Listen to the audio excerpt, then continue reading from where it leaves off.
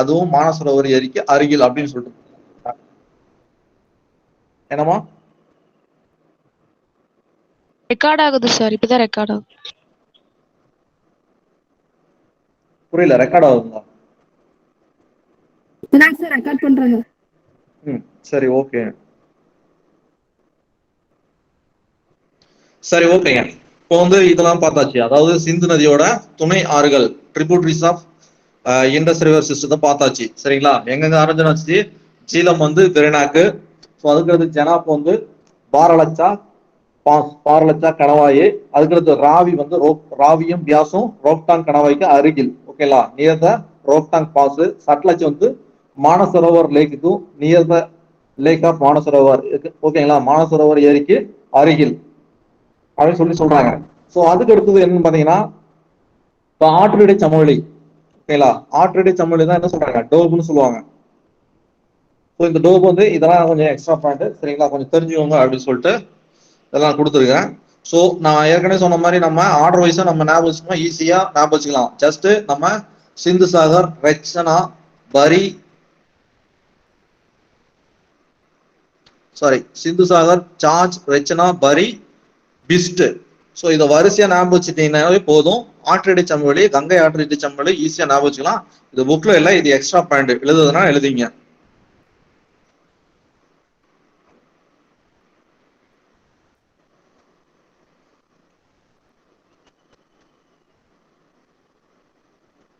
அதாவது சிந்துக்கும் ஜேலத்துக்கும் நடுவில் இருக்கிற பேரு சிந்து சாகர்.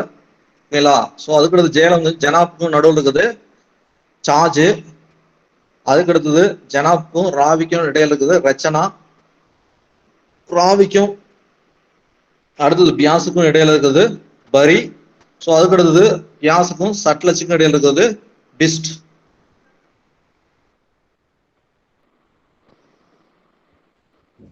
சார் இன்னொரு வாட்டி சொல்லுங்க சார்.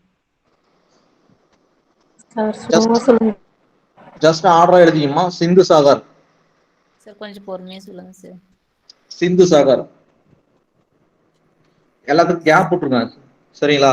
சிந்து சாகர் எழுதிட்டு சிந்து சாகர், சார்ஜ், ரச்சனா, பரி, பிஸ்ட். இந்த ஆர்டர் மட்டும் எழுதிங்க. அடுத்தது நதிகள் தான், அது ஒன்றும் பிரச்சனை இல்லை. சிந்து நதியோட அமைப்பை பார்த்து நீங்க எழுதிக்கலாம். சரிங்களா? எதுக்கு இடையில எது வருதுன்னு. இல்லைன்னா ஒண்ணுக்கு மட்டும் எழுதிக்கங்க. ஓகேங்களா? அப்படியே வரிசையா அதை கண்டினியூ பண்ணீங்க. ஸோ சிந்து சாகர் வந்து இண்டஸ்க்கும் ஜீலத்துக்கும் நடுவுல இருக்கக்கூடிய ஆற்றடை சமவெளி.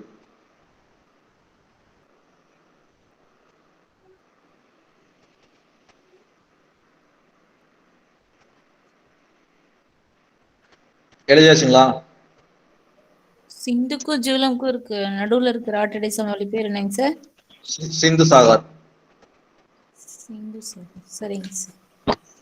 அவ்வளவுதான். ஒண்ணு வச்சுட்டு அடுத்தடுத்து ஸோ ஆற்றடை சமவெளி ரெண்டு ஆற்றுக்கு இடைப்பட்ட பகுதி தான். அதனால வந்து சிந்து நதியா எப்படி அதோட துணையா வரிசை எழுதுனீங்க முடிஞ்சது.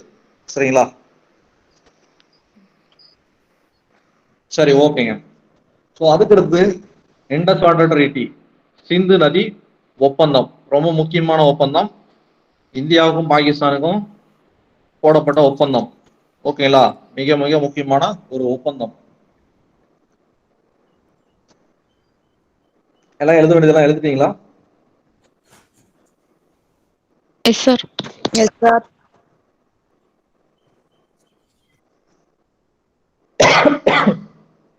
ஸோ அதுக்கடுத்து இந்த ஒப்பந்தம் யார் யார் போட்டாங்கன்னு பார்த்தீங்கன்னா, நேரு, ஜவஹர்லால் நேருவும் அதுக்கடுத்து அயூப் கான், பாகிஸ்தானோட அயூப் கானும் போட்ட ஒப்பந்தம். ஸோ இந்த ஒப்பந்தம் என்னன்னு பார்த்தீங்கன்னா, மொத்தமா சிந்து நதியோட மொத்த நதி மொத்தம் எத்தனைங்க? மொத்தமா 6 நதிகள். ஓகேங்களா? ஸோ அதுல வந்து மேற்கு உள்ள 3 நதிகள் வந்து பாகிஸ்தான் பயன்படுத்திக்கலாம். ஓகேங்களா? ஸோ அதுல வந்து நம்ம 20% நீரை மட்டும் தான் எடுத்துக்கணும். அதே மாதிரி கிழக்குள்ள நதியோட நீரை வந்து நம்ம பயன்படுத்திக்கலாம். கிழக்குல என்னென்ன இருக்குது? ஸோ ராவி இருக்குது, பியாசு, சட்லஜ் இருக்கு. ஓகேங்களா?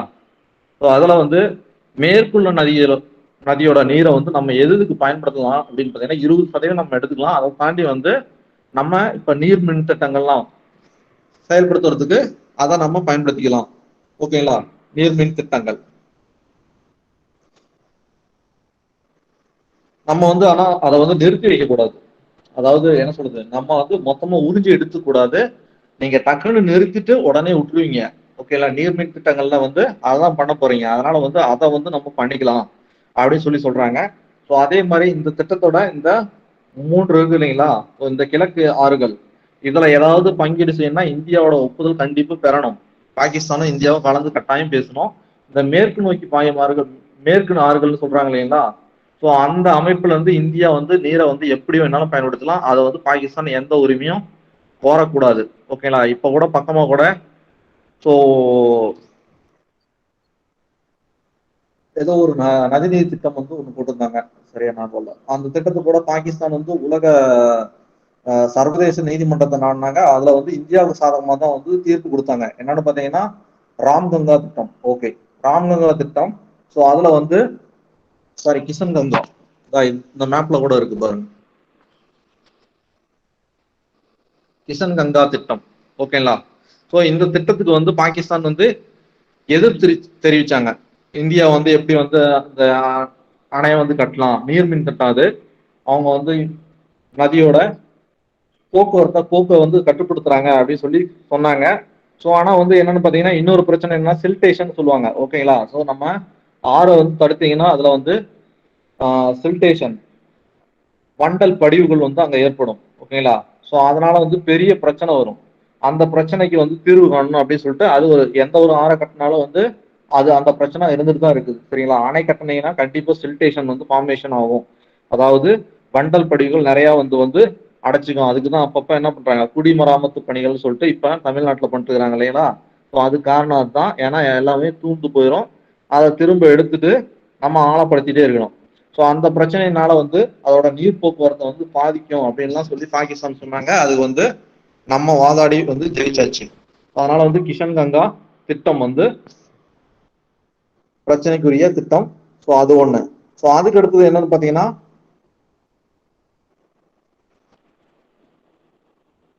இதுல 20% நீரை தான் நம்ம பயன்படுத்தி சொன்னேன்.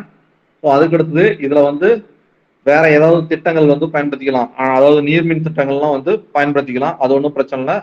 அதே மாதிரி இந்த மேற்குள்ள இந்த 3 ஆறுகள், ஸோ ராவி, பியாஸ், சட்லஜ், இந்த 3ஐயும் வந்து நம்ம எப்படி வேணாலும் பயன்படுத்திக்கலாம் அப்படின்னு சொல்லிடுறாங்க. ஸோ அதுக்கு அடுத்தது இன்னொரு விஷயம், இந்த பியாசையும் சட்லஜையும் இணைக்கிற மாதிரி திட்டம் வந்து போட்டுக்கிறாங்க. ஃபர்ஸ்ட் முதல் திட்டம், 2ஆம் திட்டம்னு சொல்லிட்டு 2 திட்டம் வச்சிருக்கிறாங்க இந்தியா. சரிங்களா? ஸோ அதுக்கு அடுத்தது இந்த இண்டஸ் வாட்டர் ட்ரீட்டி, சிந்து நதி ஒப்பந்தம் 1960 போட்டாங்க. ஓகேங்களா? ஸோ 1960 நல்ல ஞாபகம் வச்சுங்க. உலக வங்கி இதுல வந்து யார் வந்து மத்தியஸ்தமா செயல்பட்டாங்கன்னா ஸோ யாருன்னு பாத்தீங்கன்னா உலக வங்கி. சரிங்களா? அதாவது இந்த பிரச்சனை வந்து இந்தியா சுதந்திரம் அடைஞ்சதுல இருந்து ஏறக்குறைய 10 வருஷத்துக்கு மேல இது போயிட்டே இருந்தது. இந்த பிரச்சனை கடைசியில வந்து உலக வங்கி நான் நிதி தரேன் அப்படின்னு சொல்லிட்டு தான் ஸோ மத்தியஸ்தம் செஞ்சு இந்த திட்டத்துக்கு வந்து ஒப்புதல் கொடுத்தாங்க. சரிங்களா? புரிஞ்சதுங்களா?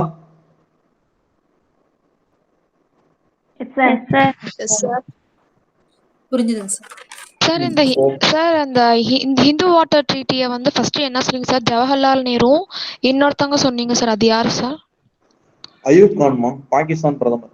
சார் மறுபடியும் சொல்லுங்க சார். அயூப் கான், ஆயூப் கான் சொல்லுவாங்க. சரிங்களா? ஆயூப்.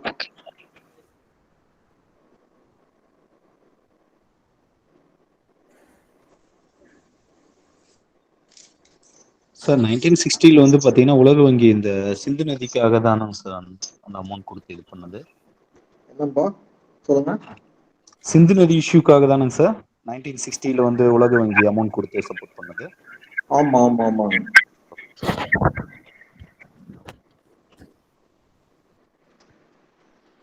சரி, ஓகே. ஸோ சிந்து நதி அவ்வளவுதான் முடிஞ்சது. ஸோ இதுல வந்து என்னென்ன வேற என்னென்ன அணைகள் இருக்குது, அணை திட்டம் என்னென்ன இருக்கு அப்படின்னு சொல்லிட்டு அப்படியே பார்த்தலாம். சரிங்களா? ஸோ இந்த சட்லஜ் இருக்கு இல்லைங்களா? சட்லஜுக்கு குறுக்கே தான் வந்து பக்ரானங்கள் அணை கட்டுக்கிறாங்க. ஓகேங்களா, பஞ்சாப் ஹரியானா வந்து அதிகமா பயனடைப்புன்னு சொல்லிட்டு பக்ரானங்கள் அணை கட்டிருப்பாங்க.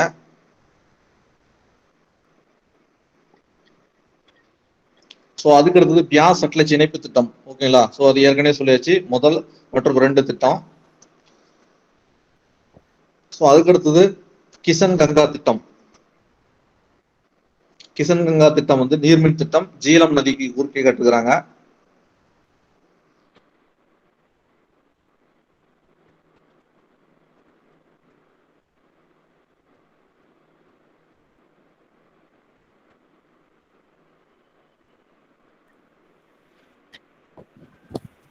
அடுத்தது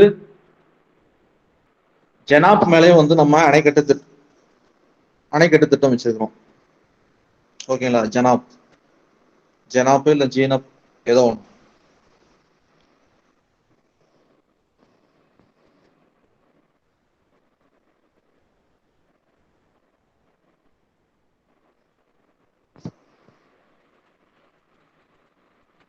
சரி, ஓகேங்க. ஸோ அதுக்கு அடுத்தது நம்ம பார்க்க போறது கங்கை நதி. ஓகேங்களா, கங்கை நதியை பத்தி நம்ம புக்ல கம்மியா கொடுத்துருக்காங்க. சரிங்களா, ஸோ அதனால தப்பிச்சோம். சரிங்களா, என்னன்னு பாத்தீங்கன்னா கங்கை நதி வந்து கங்கோத்ரி பனியாறுல இருந்து உருவாகுதுங்களா. ஸோ உருவாக்குள்ள அதோட பேர் என்ன பாத்தீங்கன்னா பாகீரதி அப்படின்னு சொல்லுவாங்க. பாகீரதின்னு சொல்லுவாங்க. அதுக்கு அடுத்தது இந்த அலாக்நந்தா.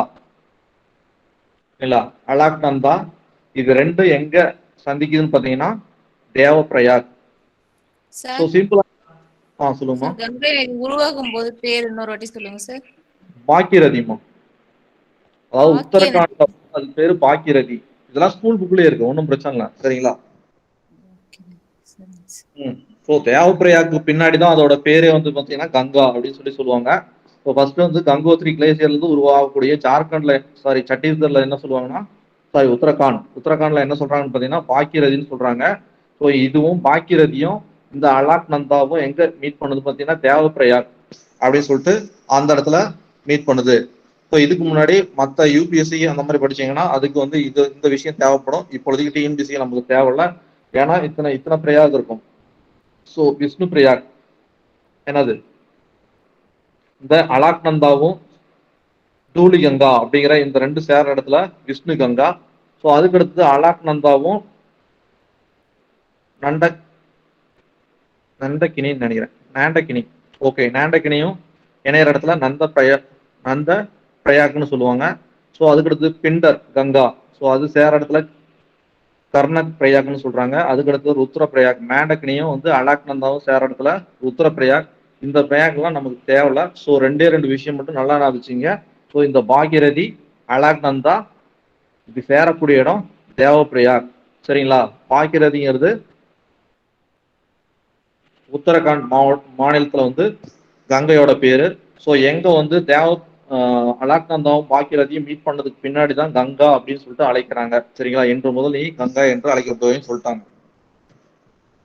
சரி, ஓகேங்க. உற்பத்தியாக இடம் என்ன பார்த்தீங்கன்னா உத்தரகாண்ட் மாநிலத்தோட உத்தரகாசி மாவட்டத்துல கங்கோத்ரி பனியாறு. ஸோ உற்பத்தி ஆகும் போது என்ன சொல்றாங்க பாக்கிரதி.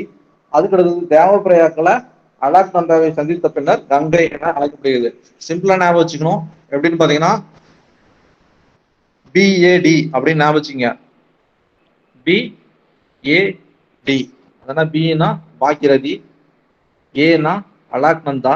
பாக்கிரதியும் அலாக்நந்தாவும் எங்க சேருது, தேவப்பிரயாக்ல சேருது. அதனால பிஏடி சிம்பிளா ஞாபகம் வச்சுங்க.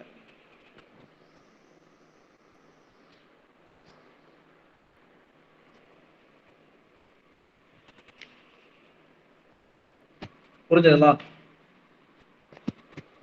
Yes, sir. S sir. சரி, ஓகே.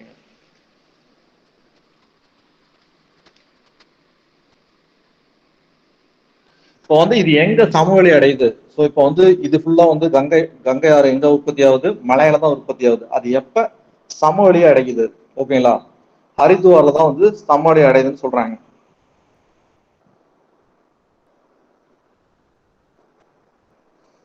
ஸோ கங்கை நதி சோர்ஸ் ஆஃப் கங்கா இங்க.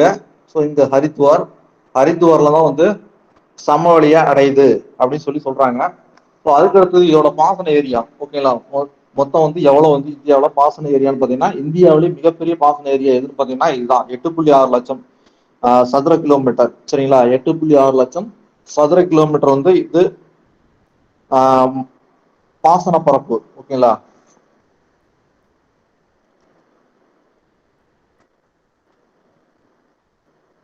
சோ அதுக்கு அடுத்தது இந்தியாவில் இருக்கக்கூடிய மிக அதிக மக்கள் இடத்து எல்லாமே எங்க இருக்குன்னா இந்த ஆற்றுச்சமவெளியான கங்கையோட ஆற்றுச்சமவெளியில இருக்கக்கூடிய இடத்துல தான் யூபி, பீகார், ஓகேங்களா, வெஸ்ட் பெங்கால், இங்க எல்லாமே வந்து அதிகமான மக்கள் தொகை இருப்பாங்க. பீமாறு ஸ்டேட்னு சொல்லுவாங்க. ஓகேங்களா, பாருங்களேன். பீமா இல்ல என்னமா பாருங்க. என்ன இத்தனை மணி மைக் உடம்பு ஆஃப் பண்ணுங்க. சரி, ஓகேங்க. ஸோ இப்போ வந்து துணை ஆறுகள். ஓகேங்களா, கங்கையோட துணை ஆறுகள் பார்த்தா முடிஞ்சது.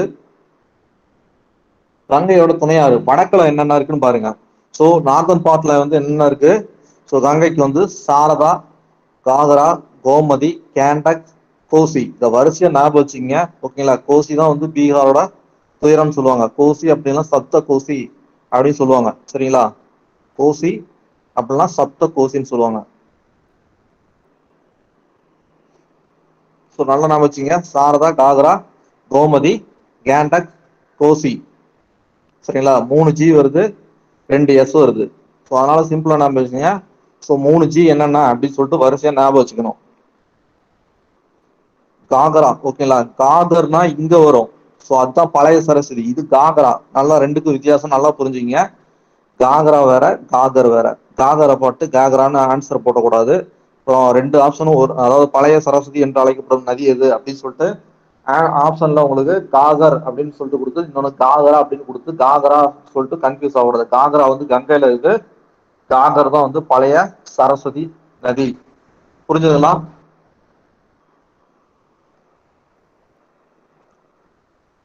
புரியுதுங்க எல்லாம் சார். புரியும். சரி, புரியுதுங்க சார். ஸோ இப்போ வந்து இதோட கங்கையோட தெற்கு துணையாறுகள் எதுன்னு பாத்தீங்கன்னா, சதன் பார்ட் ஆஃப் ட்ரிபியூட்டரிஸ் எதுன்னு பாத்தீங்கன்னா, ஸோ இந்த சம்பல், பெட்வா, கென், சோன், யமுனா. ஸோ யமுனைக்கோட துணையாறு தான் இந்த சம்பல், பெட்வா, கென் எல்லாமே. ஸோ அதுக்கடுத்து இங்க வந்து சோன் வரும். அமரகாண்ட பீடபூமியில உற்பத்தி ஆகக்கூடிய சோனு. ஸோ அதுக்கடுத்து யமுனோத்திரி கிளேசியர்ல உற்பத்தி ஆகக்கூடிய யமுனோத்திரி பனியாறுல உற்பத்தி ஆகக்கூடிய யமுனா. ஓகேங்களா, ஸோ இதெல்லாம் வந்து உற்பத்தி ஆகுது. அதே மாதிரி இந்த கங்கை நதிக்கரையில வந்து அமைந்திருக்கக்கூடிய நகரங்கள் அப்படி பாத்துக்கணும். சரிங்களா, ஸோ என்னன்னு பாத்தீங்கன்னா ஃபர்ஸ்ட் வந்து யமுனை வந்து ஆக்ரா, நியூ டெல்லி இது ரெண்டும் இருக்கும். ஸோ அதுக்கு அடுத்தது என்னன்னு பாத்தீங்கன்னா கான்பூர், அலகாபாத், வாரணாசி. ஸோ இதெல்லாம் வந்து நல்லா ஞாபகம் வச்சுங்க. ஸோ எது அப்படின்னு சொல்லிட்டு. அதே மாதிரி கங்கை வந்து ஹரித்வார்ல தான் வந்து என்னது சமவெளி அடையுது அப்படின்னு சொல்றாங்க. அந்த பாயிண்ட வந்து நல்லா ஞாபகம் வச்சுக்கணும். ஹரித்வார். ஓகேங்களா, ஸோ அதுக்கு அடுத்தது இதோட பேர் மாறுபடுது. ஸோ கங்கைக்கு வந்து மொத்தம் 3 பேர் இருக்கு. சரிங்களா, 3 பேர்ல மொத்தம் 4 பேர் இருக்குது. ஸோ என்ன சார் 4 பேர் அப்படின்னு சொல்றீங்களா அப்படின்னு பாருங்களா. ஒண்ணும் இல்ல, உற்பத்தி ஆகக்கூடிய இடத்துல வந்து அதோட பேர் என்ன சொல்றோம், பாக்கியரதின்னு பாக்யரதி. சொல்றோம். பாக்கியரதி. ஸோ அதுக்கு அடுத்தது எங்க வந்து அலக்நந்தா கூட, அதாவது தேவப்பிரயாக்ல சேர்ந்த பின்னாடி அதுக்கு பேர் என்ன சொல்றோம், இன்று முதல் நீ கங்கா என்று அழைக்கப்படுவேன்னு வச்சுட்டோம் பேரு. ஸோ அதுக்கு அடுத்தது அப்படியே வந்து இங்க இருந்து இந்தியாவில இருந்து பங்களாதேஷ்குள்ள போகக்குள்ள, ஓகேங்களா, ஸோ இந்தியாவில இருந்து பங்களாதேஷுக்கு போகக்குள்ள அதோட பேரு பத்மா. ஓகேங்களா, ஸோ அதுக்கு அடுத்தது பிரம்மபுத்திரா கூட சேர்ந்த பின்னாடி அதுக்கு பேர் வந்து ஜமுனா, சாரி மேக்னா. ஓகேங்களா, சார் இத ஒன் வந்து ரிப்பீட் பண்ணுங்க சார். ஒண்ணு பாக்கிரதிமா. ஸோ அங்க இருந்து தேவப்பிரயாக்கு அப்புறம் கங்கா. ஸோ கங்காவுக்கு அடுத்தது பத்மா. பத்மாவுக்கு அடுத்தது பிரம்மபுத்திரா கூட சேர்ந்த பின்னாடி, அதாவது பங்களாதேஷ்ல அது பேர் பத்மா. பங்களாதேஷ் பத்மா அப்படின்னு ஏதாவது கோடு வச்சுங்க. சோ அதுக்கு அடுத்தது என்னன்னு பாத்தீங்கன்னா பிரம்மபுத்திரா கூட சேர்ந்த பின்னாடி அது பேரு மேக்னா. ஓகேங்களா? ஸோ இந்த கன்ஃபியூஸ் போகிறதுக்கு வந்து ஒரே ஒரு ஐடியா வச்சுக்கலாம். இந்த பாக்கியரதியும் கங்காவும் நமக்கு ஞாபகம் வச்சுங்க. ஸோ இங்கேயே ஞாபகம் வச்சுங்க. ஸோ அதுக்கு அடுத்தது கோடுவேடு ஒண்ணு பிஜேபிஎம். பிஜேபிஎம் இது பேர் என்னன்னா பிரம்மபுத்திரா. ஜே வந்து ஜமுனா. அதாவது பிரம்மபுத்திரா நதியானது பங்களாதேஷ்ல அது என்னன்னு கூப்பிடுறாங்கன்னா ஜமுனா. ஓகேங்களா? இந்த கங்கா வந்து பங்களாதேஷ்ல என்ன கூடுதா பத்மா. பத்மா. ஸோ அதுக்கு அடுத்து இந்த எம் என்னன்னு பாத்தீங்கன்னா இந்த மேகனா. ஜமுனாவும் பத்மாவும் சேர்ந்து மேகனா. ஓகேங்களா? இதுதான் கோடு வேர்டு பிஜேபி எம்ன்னு வச்சுங்க. பிங்கிறது பிரம்மபுத்திரா, ஜேங்கிறது ஜமுனா. ஜமுனாவுக்கு வந்து பிரம்மபுத்திரா வந்து ஜமுனான்னு தான் அழைப்பாங்க எங்க பங்களாதேஷ்ல. அதுக்கு அடுத்தது இது கங்கை. கங்கை வந்து பத்மான்னு அழைக்கிறாங்க. இந்த ஜேவும் பியும் சேர்ந்து மேக்னாவா மாறிடுது. பழைய புக்ல இதெல்லாம் இல்ல, புது புக்ல இருக்கு. ஸோ படிச்சாகணும். அதனால கொஞ்சம் கோடு வேர்டை ஞாபகம் வச்சுங்க சிம்பிளா. சரிங்களா? Yes sir. சரி, ஓகே. ஸோ அதான் ஏற்கனவே சொன்ன மாதிரி மேக்னா. மேக்னாங்கிறது பிரம்மபுத்திரா கங்கையுடன் இணைந்த பின்பு இவ்வாறு அழைக்கப்படுகிறது. ஸோ அதுக்கு அடுத்தது டெல்டா. ஓகேங்களா? டெல்டாங்கிறது என்னதுங்க? எங்க படிச்சோம் டெல்டா? சமவெளி.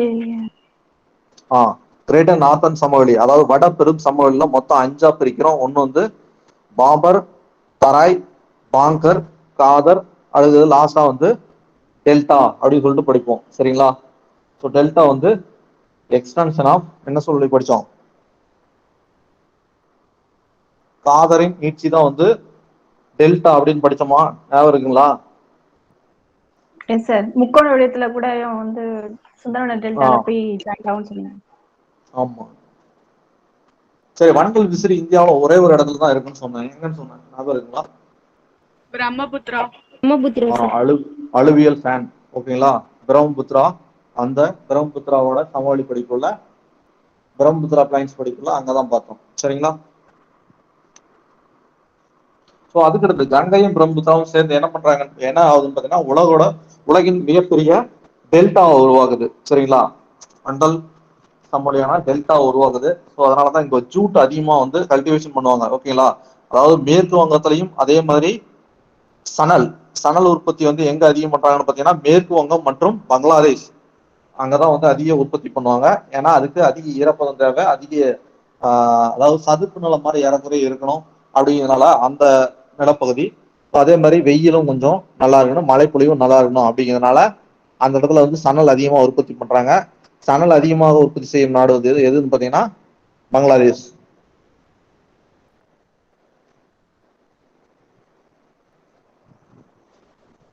சரி, ஓகேங்க. புரிஞ்சுங்களா? ஸோ அதுக்கு அடுத்தது நம்ம பார்க்க போறது பிரம்மபுத்திரா. பிரம்மபுத்திரா எங்க உற்பத்தி ஆகுது? ஏற்கனவே சொன்ன மாதிரி மொத்தம் மானசரோவர். மானசரோவர் ஏரிக்கு அருகில. சரிங்களா? மொத்தம் 3, இதுவரைக்கும் மானசரோவர் ஏரின்னு சொல்றது 3 இடத்துல நம்ம பார்த்தாச்சு. 4 இடத்துல நம்ம பார்த்துக்கிறோம். சரிங்களா? எங்க பார்த்தோம்?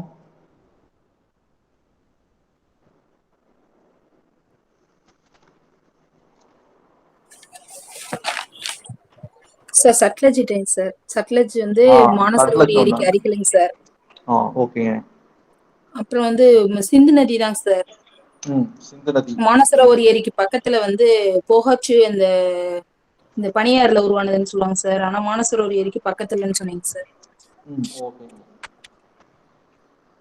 ஸோ அதேதான். சரிங்களா? ஸோ இப்ப 2 பார்த்தாச்சு. இப்ப நம்ம பார்க்க போறது 3வது ஒண்ணு பார்க்க போறோம். ஸோ அதான் வந்து என்னன்னு பாத்தீங்கன்னா பிரம்மபுத்திரா. ஓகேங்களா? பிரம்மபுத்திரா எங்க உற்பத்தி ஆகுதுன்னு பாத்தீங்கன்னா மானசரோவர் ஏரிக்கு கிழக்குல தான். ஸோ நம்ம ஏற்கனவே வந்து சிந்து நதி படிக்கலாம் என்ன பார்த்தோம்? கைலாஸ் ரேஞ்ச் அப்படின்னு சொல்லிட்டு ஒண்ணு பார்த்தோமா? கைலாஸ் மலைத்தொடர். ஸோ அங்க இருக்கக்கூடிய செம்யாங்டன் அப்படிங்கிற பனியாறு.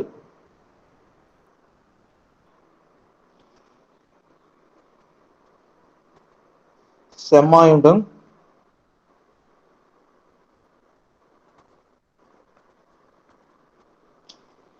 செம்மாயுண்டங்கிற பனியாறு. சரிங்களா?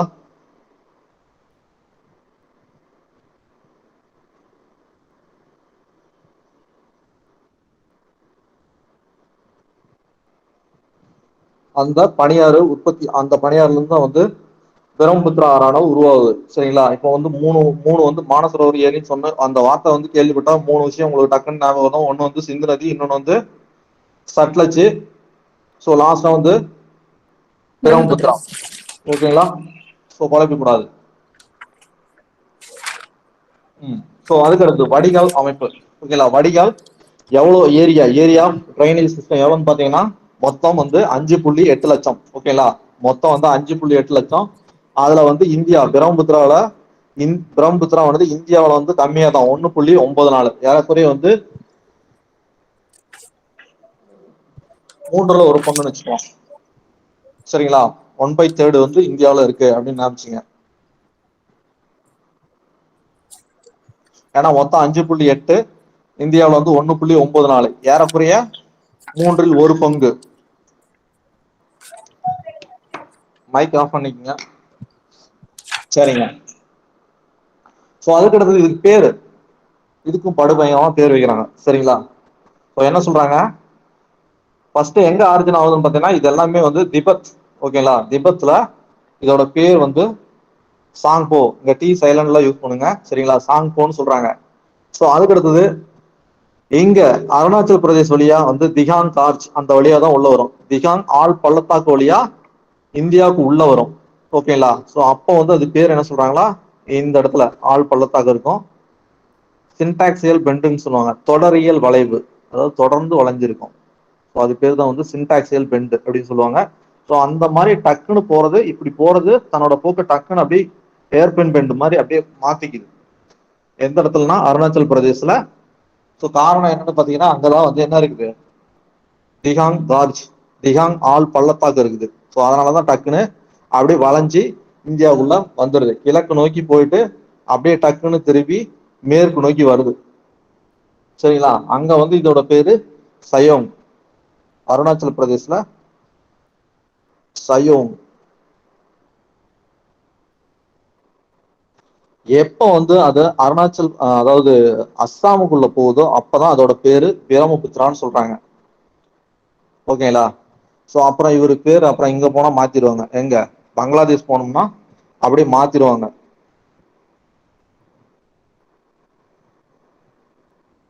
ஜமுனான்னு கூப்பிட்டுருவாங்க. சரிங்களா? ஏற்கனவே பிஜேபி எம் சொன்னலைங்களா, அதனால ஞாபகிச்சுங்க. அருணாச்சல் பிரதேசத்துல தான் வந்து அதுக்கு பேர் வந்து பிரம்மபுத்திரா. அதே வந்து பங்களாதேஷ் போனோம்னா அவருக்கு பேரை மாத்திடுவாங்க. பேரை மாத்துறதுனால அவர் என்ன கூப்பிடுறாங்க, ஜமுனான்னு கூப்பிடுறாங்க. அதே வந்து கங்கையும் பிரம்மபுத்திராவும் சேர்ந்த பின்னாடி என்னன்னு கூப்பிடுவாங்க, மேகனான்னு கூப்பிடுவாங்க. ஸோ இந்த மேப்ல பார்த்தா தெரியும். ஸோ இங்க வந்து பாத்தீங்கன்னா கங்கா, கங்கா அதுக்கு அடுத்தது பங்களாதேஷ் போனோமா பத்மா. ஸோ இங்க வந்து இவங்க மேகனா அப்படி சொல்றாங்க. எது, ஸோ இந்த இந்த மேப்பே கொஞ்சம் தப்பு தான். சரிங்களா? இந்த மேப் இப்படி வந்தா கரெக்டா இருக்கும். இப்படி ஜாயிண்ட் ஆச்சுன்னு தான். ஸோ ஏன்னா வந்து கங்காவும் பிரம்மபுத்திராவும் சேர்ந்த பின்னாடி தான் அதோட பேரு மேகனா. இந்த மேப்ல லைட்டை தப்பா கொடுத்துருக்காங்க. சரிங்களா? சரி, ஓகேங்க. சரி, அதுக்கு அடுத்தது இதோட நீளம் வந்து 2900 கிலோமீட்டர் நீளம்.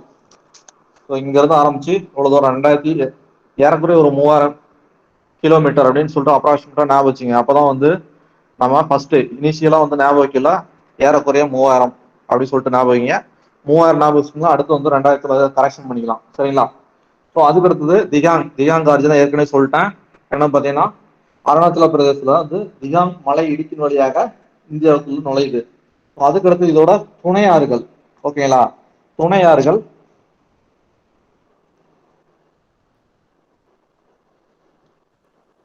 லோஹித், சார் இந்தியாக்குள்ள நுழையிற இடம் சொல்லுங்க சார். திகாங் மலை அடிவாரமாங்க சார். திகாங், ஆமாம், ஆள் பள்ளத்தாக்கு எல்லாம் மலை இடுக்கு. திகாங் கார்ஜ் எங்கன்னா அருணாச்சல் பிரதேசம்.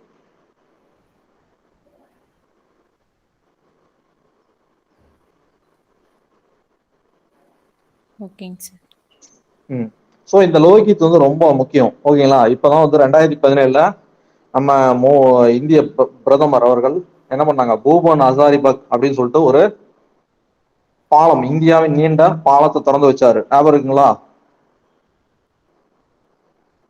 அஸ்ஸாமியா அருணாச்சல பிரதேசத்தை இணைக்கிற மாதிரி. ஓகேங்களா? அது சுத்தி சுத்தி போறாங்கன்னு சொல்லிட்டு அஸ்ஸாமியா அருணாச்சல பிரதேசத்தையும் இணைக்கிற மாதிரி பூபன் ஹசாரிபக் பாலம், இந்தியாவின் மிக நீண்ட பாலம் வந்து போட்டாங்க.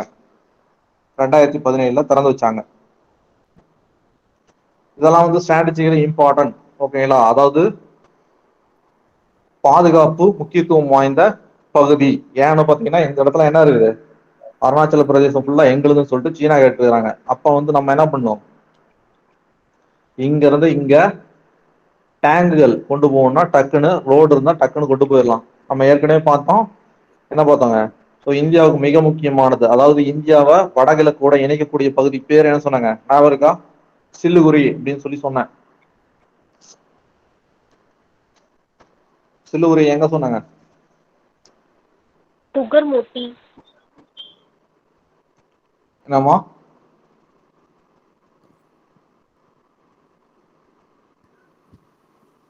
டோக்லாம் பிரச்சனை பார்க்கல சொன்னா, டோக்லாம் பிரச்சனை இந்தியாவுக்கும் பூட்டானுக்கும் சீனாவுக்கும் பிரச்சனை. அதாவது பூட்டானோட பகுதியா வந்து டோக்லாம், அந்த பகுதியில வந்து அவங்க வந்து அந்த பகுதியை பிடிச்சிட்டாங்கன்னா அங்க இருந்து 50 கிலோமீட்டர் தான் வந்து சில்லுகுரி பிடிச்சிட்டா நம்ம வந்து இந்தியாவுக்கும் அதே மாதிரி இந்தியாவோட வடகிழக்கு மாகாணத்துக்கும் வந்து இருக்கக்கூடிய ஒரே ஒரு நிலவழி பாதை அதுதான். அதை கட் பண்ணிட்டா வடகிழக்கு நமக்கும் வந்து அவ்வளவுதான், தொடர்பு இருக்காது அப்படின்னு சொல்லி சொன்னேன். சரிங்களா? அதனால வந்து இந்த பூபன் ஹசாரிபக் பாலம் மிக முக்கியமான பாலம். சரி, ஓகேங்க. ஸோ அதுக்கடுத்து இதோட சார் பாலம் பேர் சொல்லுங்க சார். பூபன் ஹசாரிபக். ஓகேங்க சார்.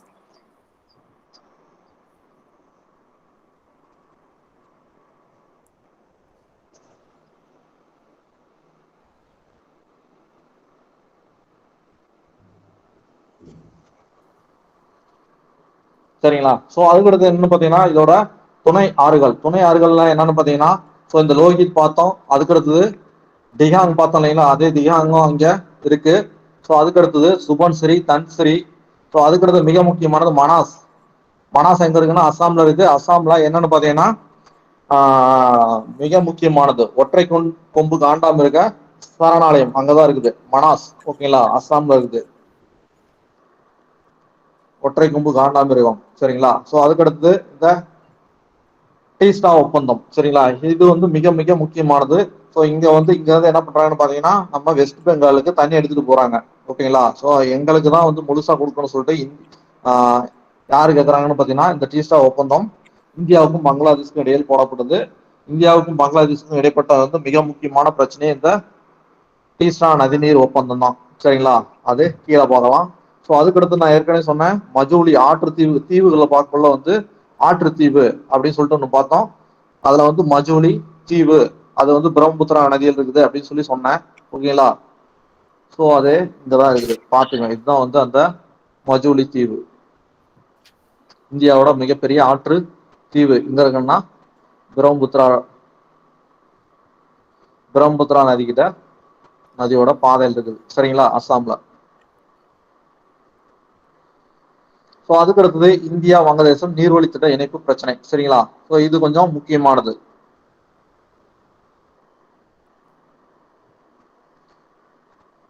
இப்ப என்ன பண்றாங்கன்னு பாத்தீங்கன்னா, இந்தியாவுக்கு சிலிகுரி வழியா மட்டும்தான் போக முடியும். சரிங்களா? இந்தியாவோட வடகிழக்கு வந்து சிலிகுரி வழியா மட்டும்தான் போக முடியும். அதனால நம்ம மாற்று வழிப்பாதையை சொல்றோம். அதாவது தேசிய நீர்வழிப்பாதை 1 அலகாபாத் டு சாகரையும், சரிங்களா, ஸோ இங்க இருந்து இங்க வரைக்கும் இருக்கிறதையும், அதே மாதிரி தேசிய நீர்வழி பாதை, ஓகேங்களா, ஸோ இங்க இருந்து இங்க வரைக்கும், அதாவது துப்ரி டு சதியா, இத ரெண்டையும் வந்து நம்ம இணைச்சிட்டோம்னா, ஓகேங்களா, ஸோ எப்படி இணைக்கலாம்னு பாத்தீங்கன்னா, பங்களாதேஷ் வழியா நம்ம உள்ள போலாம் அப்படின்னு சொல்லிட்டு ஒரு புது ஐடியா ஒண்ணு கொண்டு வந்துக்கிறாங்க. ஸோ அதுக்கடுத்து என்னன்னு பாத்தீங்கன்னா, இந்த பூட்டான் வந்து நில அடிப்படையில வந்து லாக் ஆனது. ஓகேங்களா? நில 4 பக்கமும் நிலத்தால் சூழப்பட்டுள்ளது. அதனால என்ன பண்ணோம், அது எப்பவுமே போக்குவரத்துக்கு பிற நாட்டை சார்ந்துதான் இருக்கணும். பூட்டானுக்கு வந்து எப்பவுமே நம்ம அனைத்து நிலையிலும் நம்ம உதவி நண்பன் உற்ற தோழன்னு சொல்லுவாங்க இல்லையா, அந்த மாதிரி. சரிங்களா? அப்ப வந்து நம்ம என்ன பண்றோம், நம்ம தான் அவங்களுக்கு பாதுகாப்பு எல்லாமே தரோம். சரிங்களா? இந்த மேப்ல பாத்தீங்கன்னா இந்த இடத்துல தான் வந்து டோக்லாம் இருக்கும். இந்த இடத்துல தான் டோக்லாம் இருக்கும். ஸோ இங்க சிக்கிம் இருக்கும். சிக்கிம் பக்கத்துல பூட்டான் இருக்குது. பூட்டானுக்கும் சிக்கிமுக்கும் ஏறக்குறைய நடுவில் தான் வந்து டோக்லாம் இருக்கும். ஸோ அங்க இருந்து நம்ம இந்தியாவுக்கு இந்த வழியா தான் போறோம். ஸோ இந்த இடத்துல தான் வந்து சிலிகுரி இருக்கும். சிலிகுரி பிடிச்சிட்டா நமக்கு கிழக்குல கட் ஆயிரும். ஸோ அதனாலதான் வந்து நம்ம டோக்லாம் பிரச்சனையை பயங்கரமா வந்து முக்கிய பங்கெடுத்து எதிர்ப்பு தெரிவிக்கிறோம். ஸோ அதுக்கடுத்து என்னன்னு பாத்தீங்கன்னா, இப்போ பூட்டானுக்கு நம்ம உதவி பண்ணலாம் அப்படின்னு சொல்லிட்டு நம்ம ஒண்ணு பண்றோம். சரிங்களா? எங்க நிலப்பகுதி வழியா நீங்க எல்லாத்தையும் எடுத்துட்டு போயிருங்க, அதனால நாங்க உங்களுக்கு உதவி பண்றோம். ஏன் அப்படின்னு சொல்லி பார்த்தீங்கன்னா, இதெல்லாம் வந்து ஜியோ பாலிடிக்ஸ். சரிங்களா? ஸோ அப்படி இருந்தால்தான் இப்போ வந்து சீனா வந்து இங்க இருந்து வந்து இங்க பங்களாதேஷை பிடிச்சிட்டாங்கன்னு வச்சுங்களேன். ஸோ இந்த பகுதியை ஒரு வேளை அடைச்சிட்டாங்கன்னா அப்புறம் என்ன, இந்த பக்கம் இப்படி வழியா வந்து அட்டாக் பண்றாங்க நம்மளுக்கு, இந்த பகுதியை வந்து அட்டாக் பண்ணி இந்த சிலிகுரியை பிடிச்சிடுறாங்க. அப்ப நமக்கு வழியே இருக்காது. அடுத்து நம்ம என்ன பண்ணோம், இந்த சைடு போனா மியான்மர். ஓகேங்களா? ஸோ இங்க வந்து பங்களாதேஷ். அப்போ நம்ம என்ன பண்ணோம், அப்ப நம்ம சுத்தி இருக்கிற நாடுகளோட நம்ம நல்ல உறவை வந்து மேம்படுத்தணும். அதுக்குதான் பங்களாதேஷ்க்கு நான் வந்து உனக்கு காசெல்லாம் தரேன். சரிங்களா? ஸோ நீ எனக்கு வழிப்பாதை கொடு, நான் 80% 90% பைசா போட்டுக்கிறேன், நீ 10% மட்டும் கொடு. ஸோ என்னோட வெஸ்ட் பெங்காலையும், சரிங்களா, இங்க இருக்கிற வெஸ்ட் பெங்காலையும் மேற்கு வங்கத்தையும் இங்க இருக்கிற இதையும் கனெக்ட் பண்ணிடு. சரிங்களா? இதையும் கனெக்ட் பண்ணிட்டா என்னதுங்க, ஸோ எனக்கு ஈஸியா போயிடும். நான் இவ்வளவு தூரம் இப்படி சுத்தி இப்படி வர்றதுக்கு பதிலா நான் இங்க இருந்து இப்படி போயிட்டுனா ரொம்ப பக்கமா முடிச்சிடும். அதனால எனக்கு வழி விடு அப்படின்னு சொல்லிட்டு தான் ஒரு பேச்சு போயிட்டு இருக்குது. சரிங்களா? ஸோ இந்த மேப்ல பாருங்க இந்தியாவோட போர்ட்ஸ். ஸோ இதெல்லாம் போட்டிருப்பாங்க. இந்தியாவோட போர்ட் வந்து என்ன கலர்ல கொடுத்துருக்காங்கன்னு. ஸோ அதுக்கடுத்தது பங்களாதேஷோட முக்கிய நிலவழி தடங்கள். ஸோ இந்த வழியெல்லாம் பங்களாதேஷ்க்கு. ஸோ இதெல்லாம் வந்து இந்தியாவுது. சாரி, கொல்கத்தா, ஹால்டியா. ஹால்டியா டு துப்ரி தான் வந்து நம்ம இணைக்கணும்னு பாக்குறோம். சரிங்களா? விஷயம் புரிஞ்சதுங்களா? Yes sir. சரி, ஓகேங்க. ஸோ அதுக்கடுத்து இந்தியா வங்கதேச நதிநீர் பிரச்சனை. அதான் டீஸ்டா ரிவர் சிஸ்டம் சொன்னேன் இல்லைங்களா? ஸோ அந்த நதிநீர் பிரச்சனை. ஓகேங்களா? இதுல வந்து மம்தா பானர்ஜி வந்து எங்களுக்கு தேவையான நீரை வந்து நீங்க கொடுத்துதான் ஆகணும் அப்படின்னு சொல்லிட்டு நீங்க வந்து பங்களாதேஷ் கூட ஏதாவது ஒப்பந்தம் போட்டீங்கன்னா நான் அதை ஏத்துக்க மாட்டேன் அப்படின்னு சொல்லிட்டு இருக்கிறாங்க. ஸோ அதனால வந்து என்ன சொல்றாங்கன்னு பாத்தீங்கன்னா, முதல்ல ஏறக்குறைய 30% மட்டும்தான் வந்து இந்தியா வச்சிருந்தது நதிநீரோட. இந்த டீஸ்டா நதியிலிருந்து வெளிவரக்கூடிய தண்ணியில 30% மட்டும் நம்ம வச்சிருந்தோம். இப்போ வந்து ஏறக்குறைய 45% வந்து 42% நினைக்கிறேன். 42% நீரை வந்து நம்ம இப்ப எடுத்துருக்கிறோம். மீதி நீரை தான் வந்து பங்களாதேஷ்க்கு கொடுத்துட்டு இருக்கிறோம். ஸோ இந்த ஒப்பந்தம் தான் வந்து இது வரைக்கும் இந்த முறை பூபன் ஹசாரிபத் பாலம் திறக்க போனப்போ கூட அவர் வந்து இது சம்பந்தமா எதுவும் பேச கிடையாது. இப்போ வந்து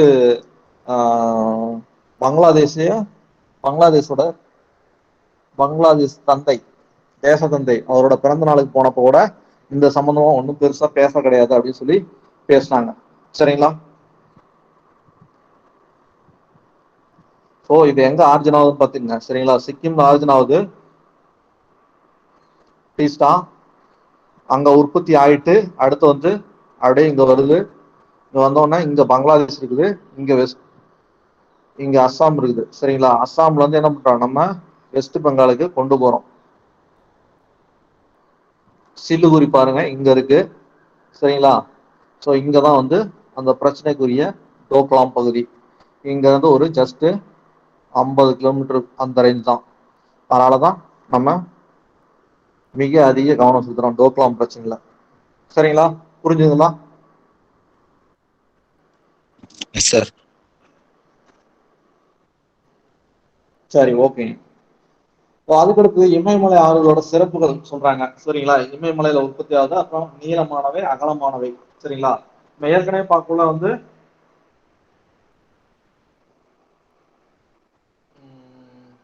தீபகற்ப பீடம் பார்க்கல. தீபகற்ப பீடம் உள்ள ஆறுகள்லாம் வந்து எப்படி இருக்குன்னு சொல்லி சொன்னோம், ஞாபகம் இருக்குங்களா? நல்லா ஆழமா இருக்குமா? பற்றோதாரிகளா சார்? என்னம்மா? தீபகற்ப இந்திய ஆறுகள். அகண்ட பகுதியாக. அகலமா இருக்கும், சமவெளியெல்லாம் அகலமா இருக்கும், ஆழம் குறைந்ததா இருக்கும்.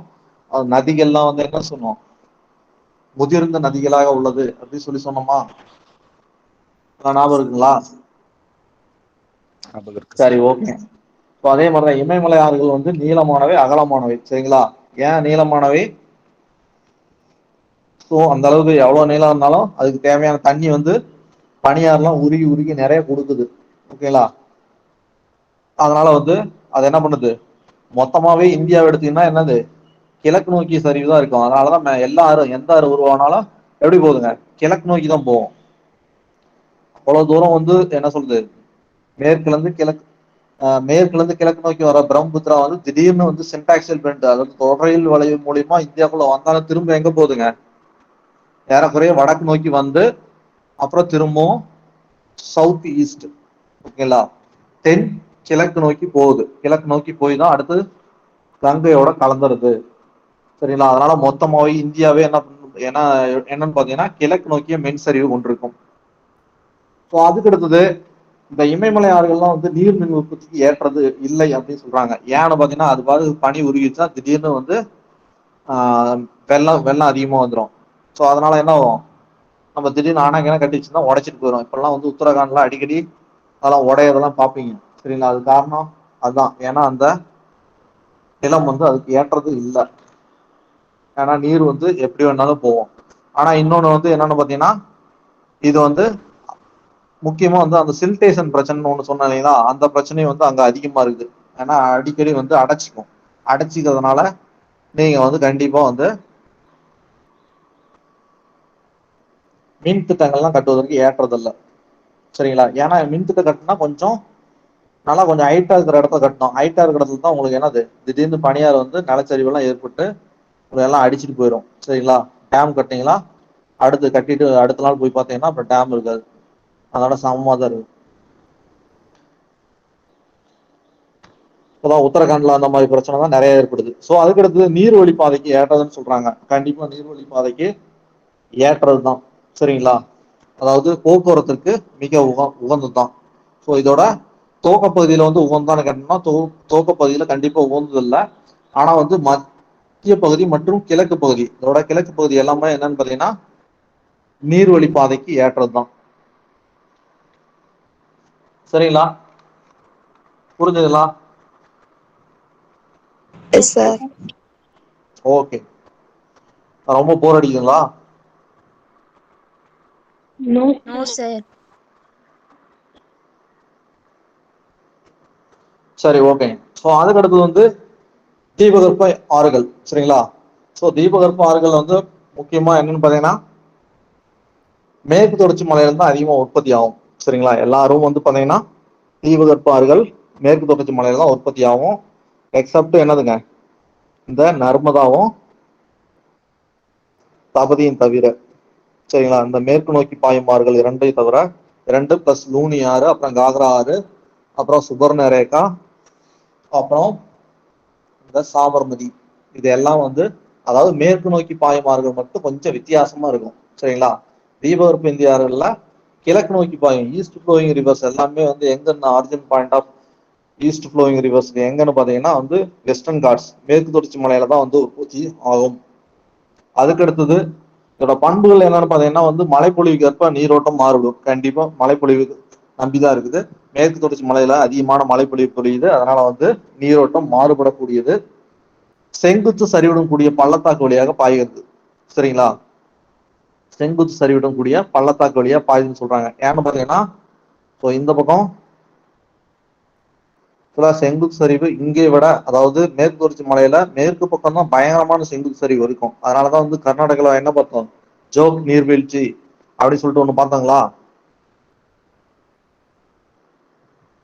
பார்த்தாங்களா இல்லையா? S sir. Yes sir. ஏன்னா வந்து அங்க ஸ்டீப் ஸ்லோப் இருக்கும். ஓகேலா? செங்குத்து சரிவு இருக்கும். ஸோ இந்த பக்கம் கிழக்கு பகுதி வந்து பாத்தீங்கன்னா comparatively western side eastern part is more gentle slope அப்படின்னு சொல்லுவாங்க. ஓகேலா? மேற்கு பகுதியோட ஒப்பிடும் போது கிழக்கு பகுதியானது மின் சரிவு உடையதுன்னு சொல்றாங்க. இருந்தாலும் வந்து மழைப்பொழிவு அதிகமாகிறதுனால கொஞ்சம் ஆழ் பள்ளத்தாக்கு வழியா அரிச்சிட்டு வரதுனால கொஞ்சம் ஆழ் பள்ளத்தாக்கு இருக்குது, உருவாகுது. ஸோ அதுக்கு அடுத்தது வந்து தீபகற்ப ஆறுல மிக முக்கியமானது என்ன பார்த்தீங்கன்னா, ரெண்டா கிளாசிஃபை பண்றாங்க. ஒன்று வந்து மேற்கு நோக்கி பாயிருது, இன்னொன்று வந்து கிழக்கு நோக்கி பாயிருது. சரிங்களா? ஸோ அதுல வந்து இதுல மேக்சிமம் நம்ம சொல்றதுக்கு ஒன்றும் பெருசா இருக்காது. சரிங்களா? எல்லாமே வந்து கொஞ்சம் மனப்பாடம் பண்ற மாதிரி தான் இருக்கும். புரிய வைக்கிறதுக்கு இங்க ஒன்றும் இருக்காது. ஸோ கிழக்கு நோக்கி பாயுமாறுகள் மற்றும் மேற்கு நோக்கி பாயுமாறுல ஒரு முறை ஜஸ்ட் கம்பேரிட்டிவா பார்த்துட்டு போயிடலாம். சரிங்களா? ஸோ அதுக்கடுத்து இதுதான் வந்து கிழக்கு நோக்கி பாயுமாறுகள். இதுல நம்ம பார்க்க போறது மகாநதி, கோதாவரி, கிருஷ்ணா, பெண்ணாறு. பெண்ணாறுலாம் நம்ம பார்க்க மாட்டோம், காவேரி தான் பார்ப்போம். சரிங்களா? ஸ்கூல் புக்ல அவ்வளவுதான் இருக்கு. ஸோ இதை மட்டும் பார்ப்போம். என்னென்னது? மகாநதி, கோதாவரி, கிருஷ்ணா, காவேரி.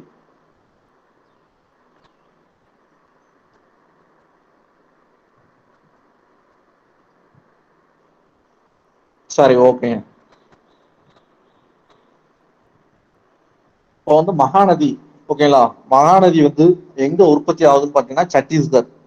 சத்தீஸ்கர் மாநிலத்துல ராய்ப்பூர்ல சிகாவிற்கு அருகில். ஓகேங்களா? நான் ஏற்கனவே சொன்னேன் என்னது, நர்மதா அப்புறம் சோன், இது ரெண்டுக்கும் பக்கத்துல தான் மகாநதி இருக்குது. அப்படிங்கிறதுனால அதுவும் வந்து அமர்காண்டக் பீடமில் உற்பத்தி ஆகுதுன்னு நினைச்ச கூடாது. சிகாவில தான் வந்து உற்பத்தி ஆகுதுன்னு சொன்னேன். சரிங்களா? ஸோ அதனால வந்து நல்லா ஞாபகம் வச்சுங்க, மகாநதி எங்க உற்பத்தி ஆகுது? சிகா. சரிங்களா? சிகாவும் ஏறக்குறைய உயர்ந்த மலைச்சிகரம் தான். அதுக்கடுத்து ஸோ இது வந்து சத்தீஸ்கர் மாநிலம். ஆரிஜின் பாயிண்ட் வந்து சத்தீஸ்கர். ஓகேங்களா? Origin point Chhattisgarh. ஸோ அதுக்கடுத்த நீளம் வந்து 850 மீட்டர், 850 கிலோமீட்டர். ஸோ அதுக்கடுத்து இதோட துணை ஆறுகள், ஒரு சில ஆறுகள் இங்க இருக்குது, ஒரு சில ஆறு இல்லை, விட்டுறலாம். ஜனத்து, ஐபி, டெலான். ஓகேங்களா? ஸோ இதெல்லாம் வந்து இதோட துணையாறு. சாண்டோர்னு ஒன்று ஒரு துணையாறு இருக்குது. ஸோ அது இந்த மேப்ல இல்லை. சரிங்களா? ஸோ இருக்கிற ஆறு மட்டும் ஞாபகம் வச்சுக்கலாம்.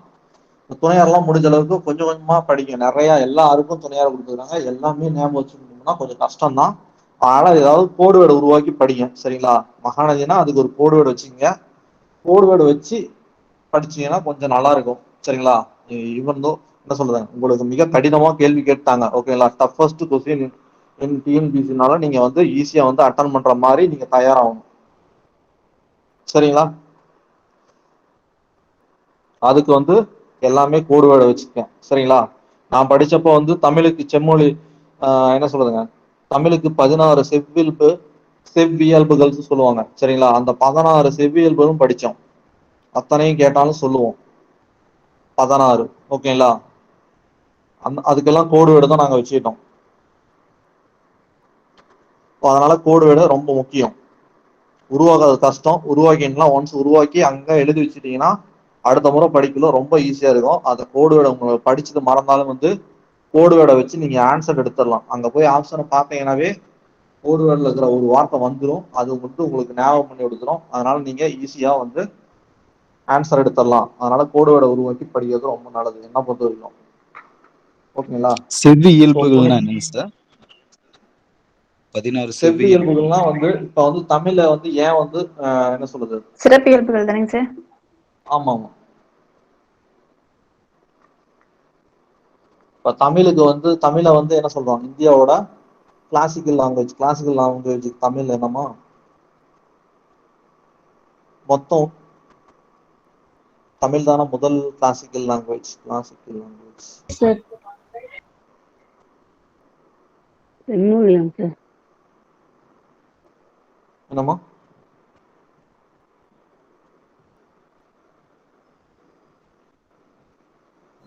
செம்மொழின்னு சொல்லுவாங்க சார்.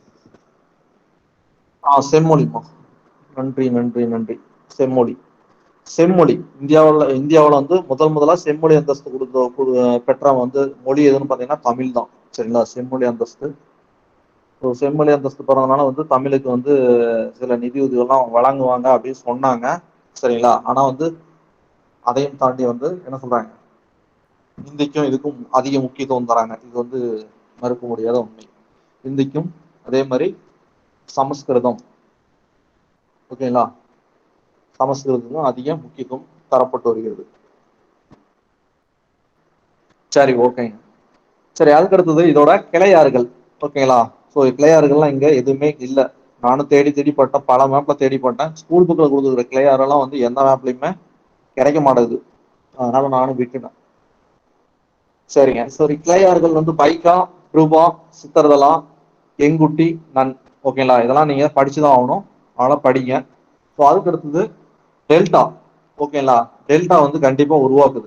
கிளையாறுகள் இன்னொரு கிளையாறு வாட்டி சொல்லுங்க சார்.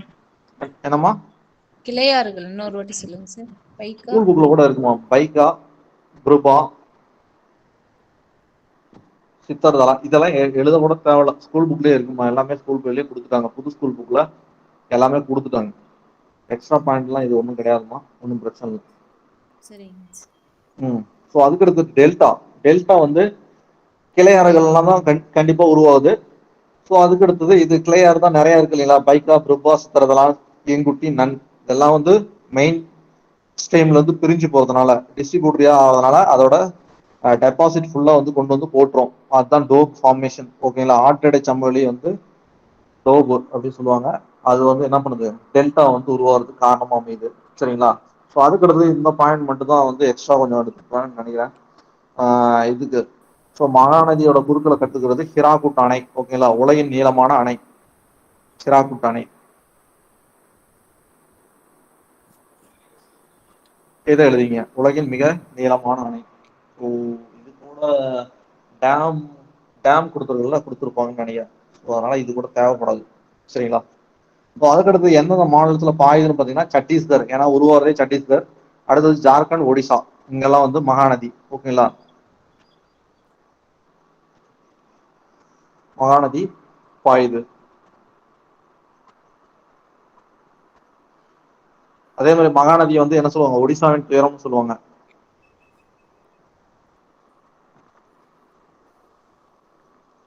அடுத்தது மிக முக்கியமானது சில்கா லேக். ஓகேங்களா? சில்கா ஏரி. ஓ, இது இங்கதான் இருக்குது.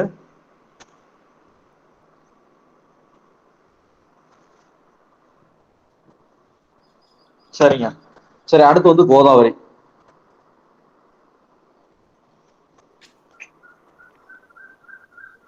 ஸோ கோதாவரிக்கு வந்து உங்க ஸ்கூல் புக்ல வந்து என்ன சொல்லுவாங்க? தாட்சிண கங்கா. அதாவது தாட்சிணா அப்படின்னு சொன்னீங்கன்னா தெற்கு அப்படின்னு அர்த்தம். தெற்கின் கங்கான்னு சொல்லிட்டு வந்து காவேரி சொல்லிருப்பாங்க. ஆக்சுவலா நான் தேடின வரைக்கும் காவேரி வந்து கிடையாது, கோதாவரி தான். ஓகேங்களா? ஸோ அதனால வந்து விருத்த கங்கான்னு சொல்றதும் அதுதான், தாட்சிண கங்கான்னு சொல்றதும் கோதாவரி தான். அந்த ஒரு கரெக்ஷன் மட்டும் பாத்துக்கங்க. தாட்சிண கங்கா அப்படின்னு அழைக்கிறது காவிரி கிடையாது, கோதாவரி, தெற்கின் கங்கை.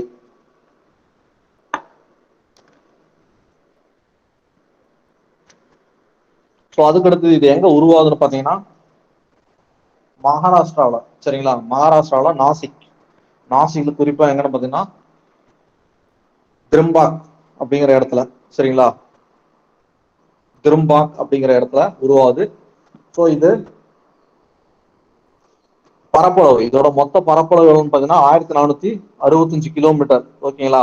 அது அவ்வளவு நீளம் பாயுது. இந்த தளவு டு இந்த தளவுக்கு போறதுனால 1465 கிலோமீட்டர் போகுது. அதோட மொத்த பரப்பளவு, அதாவது இது மொத்தமா எல்லா பரப்பளவு எவ்வளவுன்னு பாத்தீங்கன்னா ஒரு 3.13 லட்சம் சதுர கிலோமீட்டர்.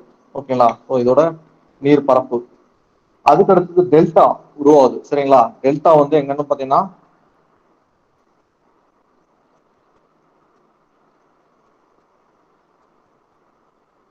இங்க ராஜமுந்திரி. சரிங்களா? ராஜமுந்திரி இங்க இருக்குது. ஸோ ராஜமுந்திரி எங்க இருக்குன்னா இங்க வந்து ராஜமுந்திரி இருக்கு. ராஜமுந்திரிக்கு அப்புறமேட்டுக்கு தான் வந்து ரெண்டா பிரியுதுன்னு சொல்றாங்க. ஓகேங்களா? ரெண்டா பிரிஞ்சு போகுது. ஒண்ணு வந்து ஸோ வடக்கு பகுதியில வந்து வசிஷ்டா நதி அப்படின்னு சொல்லிட்டு உருவாகுது. தெற்கு பக்கம் வந்து கௌதமி. ஓகேங்களா? வடக்கு பக்கம் வடக்கு வசிஷ்டா, நார்த்ல வந்து வசிஷ்டா, தெற்கு பக்கம் கௌதமி அப்படின்னு சொல்லிட்டு ரெண்டா பிரியுதுன்னு சொல்றாங்க. ஸோ இந்த பகுதியில் தான் வந்து என்ன உருவாகுதுன்னு பாத்தீங்கன்னா நம்ம டெல்டா பகுதியானது உருவாகுது. ஓகேங்களா? ஸோ அங்க வந்து மிக முக்கியமானது இன்னும் பாத்தீங்கன்னா கொள்ளேறு ஏரி அப்படின்னு சொல்லிட்டு ஒண்ணு இருக்குது. கொள்ளேறு ஏரி வந்து மிக முக்கியமானது. அங்க வந்து பார்த்தோம் சில்கா ஏரி. ஓகேங்களா? ஸோ சில்கா ஏரி மகாநதியோட டெல்டா பகுதியில இருக்கிறது வந்து சிலிக்கா ஏரி. ஓகேங்களா, இந்தியாவின் மிகப்பெரிய உப்பு ஏரி எது? சிலிக்கா ஏரி.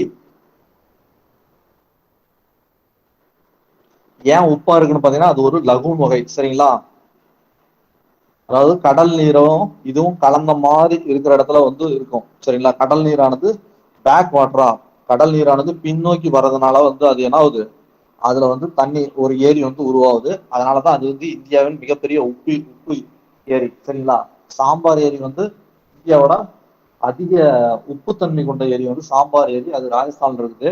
ஆனா இந்தியாவோட மிகப்பெரிய உப்பு ஏரி வந்து சிலிக்கா ஏரி. நல்லா நான் வச்சுக்க, ஒடிசாவில் இருக்குது. அதுக்கு காரணம் ஒரிஜினலா நீங்க ஆன்சர் பண்ண முடியும். இல்லைன்னா டக்குன்னு வந்து ராஜஸ்தான் சாம்பார் ஏரி டக்குன்னு நம்ம போட்டுருவோம். சிலிக்கா ஏரியை வந்து நம்ம ஞாபகம் வச்சுக்கிறதுக்கு அது வந்து கடலோட இணைந்த ஏரி, கடலோட பின் நீர்னால வந்து உருவாகுது, பேக் வாட்டர். சரிங்களா, ஸோ ராஜமுந்திரிக்கு அப்புறமேல தான் வந்து என்ன பிரியுது, வசிஷ்டாவும் கௌதமியாவும் ரெண்டா பிரியுது. ஸோ இந்த இடத்துல தான் வந்து கொள்ளேறு ஏரியும் இருக்குது. அதே மாதிரி என்னென்ன மாநிலத்துல வந்து பாயுதுன்னு பார்த்தீங்கன்னா, ஸோ தெலுங்கானா, ஆந்திரா, ஒரிசா. ஓகேங்களா, ஸோ தெலுங்கானா, ஆந்திரா, ஒரிசா. ஸோ மகாராஷ்டிராவில் உற்பத்தி ஆனாலும் தெலுங்கானா, ஆந்திரா, ஒரிசா எல்லாத்தையும் பாயுது. ஸோ அதுக்கு அடுத்தது நம்ம பார்க்க போறது, புரிஞ்சுதா? Yes sir. அடுத்தது கிருஷ்ணா. கிருஷ்ணா நதி எங்க உற்பத்தி ஆகுதுன்னு பாத்தீங்கன்னா மகாராஷ்டிரா. ஸோ முதல்ல வந்து பார்த்தது கோதாவரியும் வந்து மகாராஷ்டிராவில தான். அது எங்கன்னு பாத்தீங்கன்னா நாசிக்ல திரும்பாக்கு. ஸோ இது என்னன்னு பாத்தீங்கன்னா கிருஷ்ணா வந்து அதே மேற்கு தொடர்ச்சி மலையில தான் மகாபலேஸ்வர். என்ன சிம்பிளா ஞாபகம் வச்சது, கிருஷ்ண மகாபலேஸ்வர் அப்படின்னு சொல்லிட்டு ஏதாவது கோடு வேர்டு வச்சுங்க. ஓகேங்களா, ஈஸ்வரன் அந்த மாதிரி கிருஷ்ணன் ஈஸ்வர் அப்படி சொல்லிட்டு ஞாபகம் வச்சீங்களா கொஞ்சம் மறக்காது. ஸோ டக்குன்னு போட்டுடலாம். ஓகேங்களா,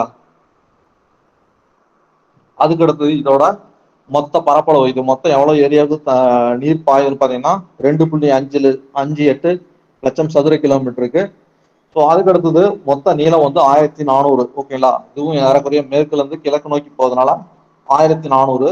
ஸோ அதாவது முதல்ல பார்த்தா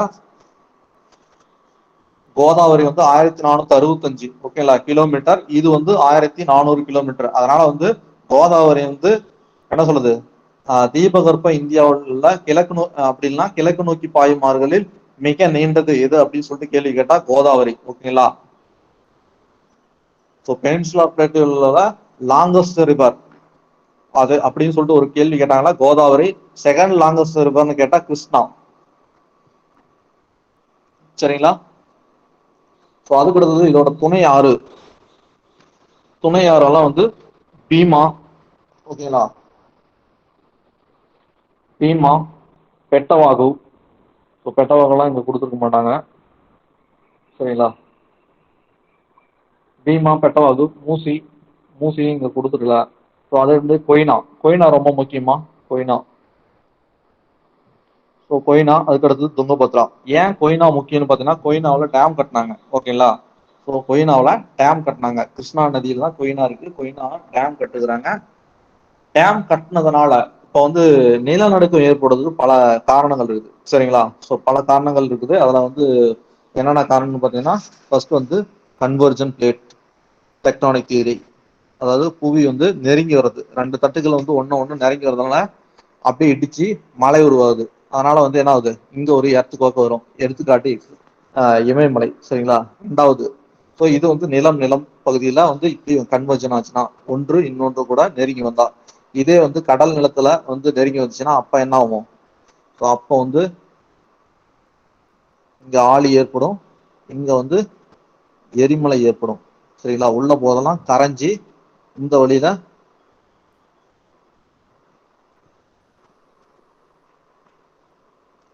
இந்த வழியா வெளியே வரும். இதனால இந்த பகுதியில எரிமலை ஏற்படும். இதுக்கு எடுத்துக்காட்டு என்னது,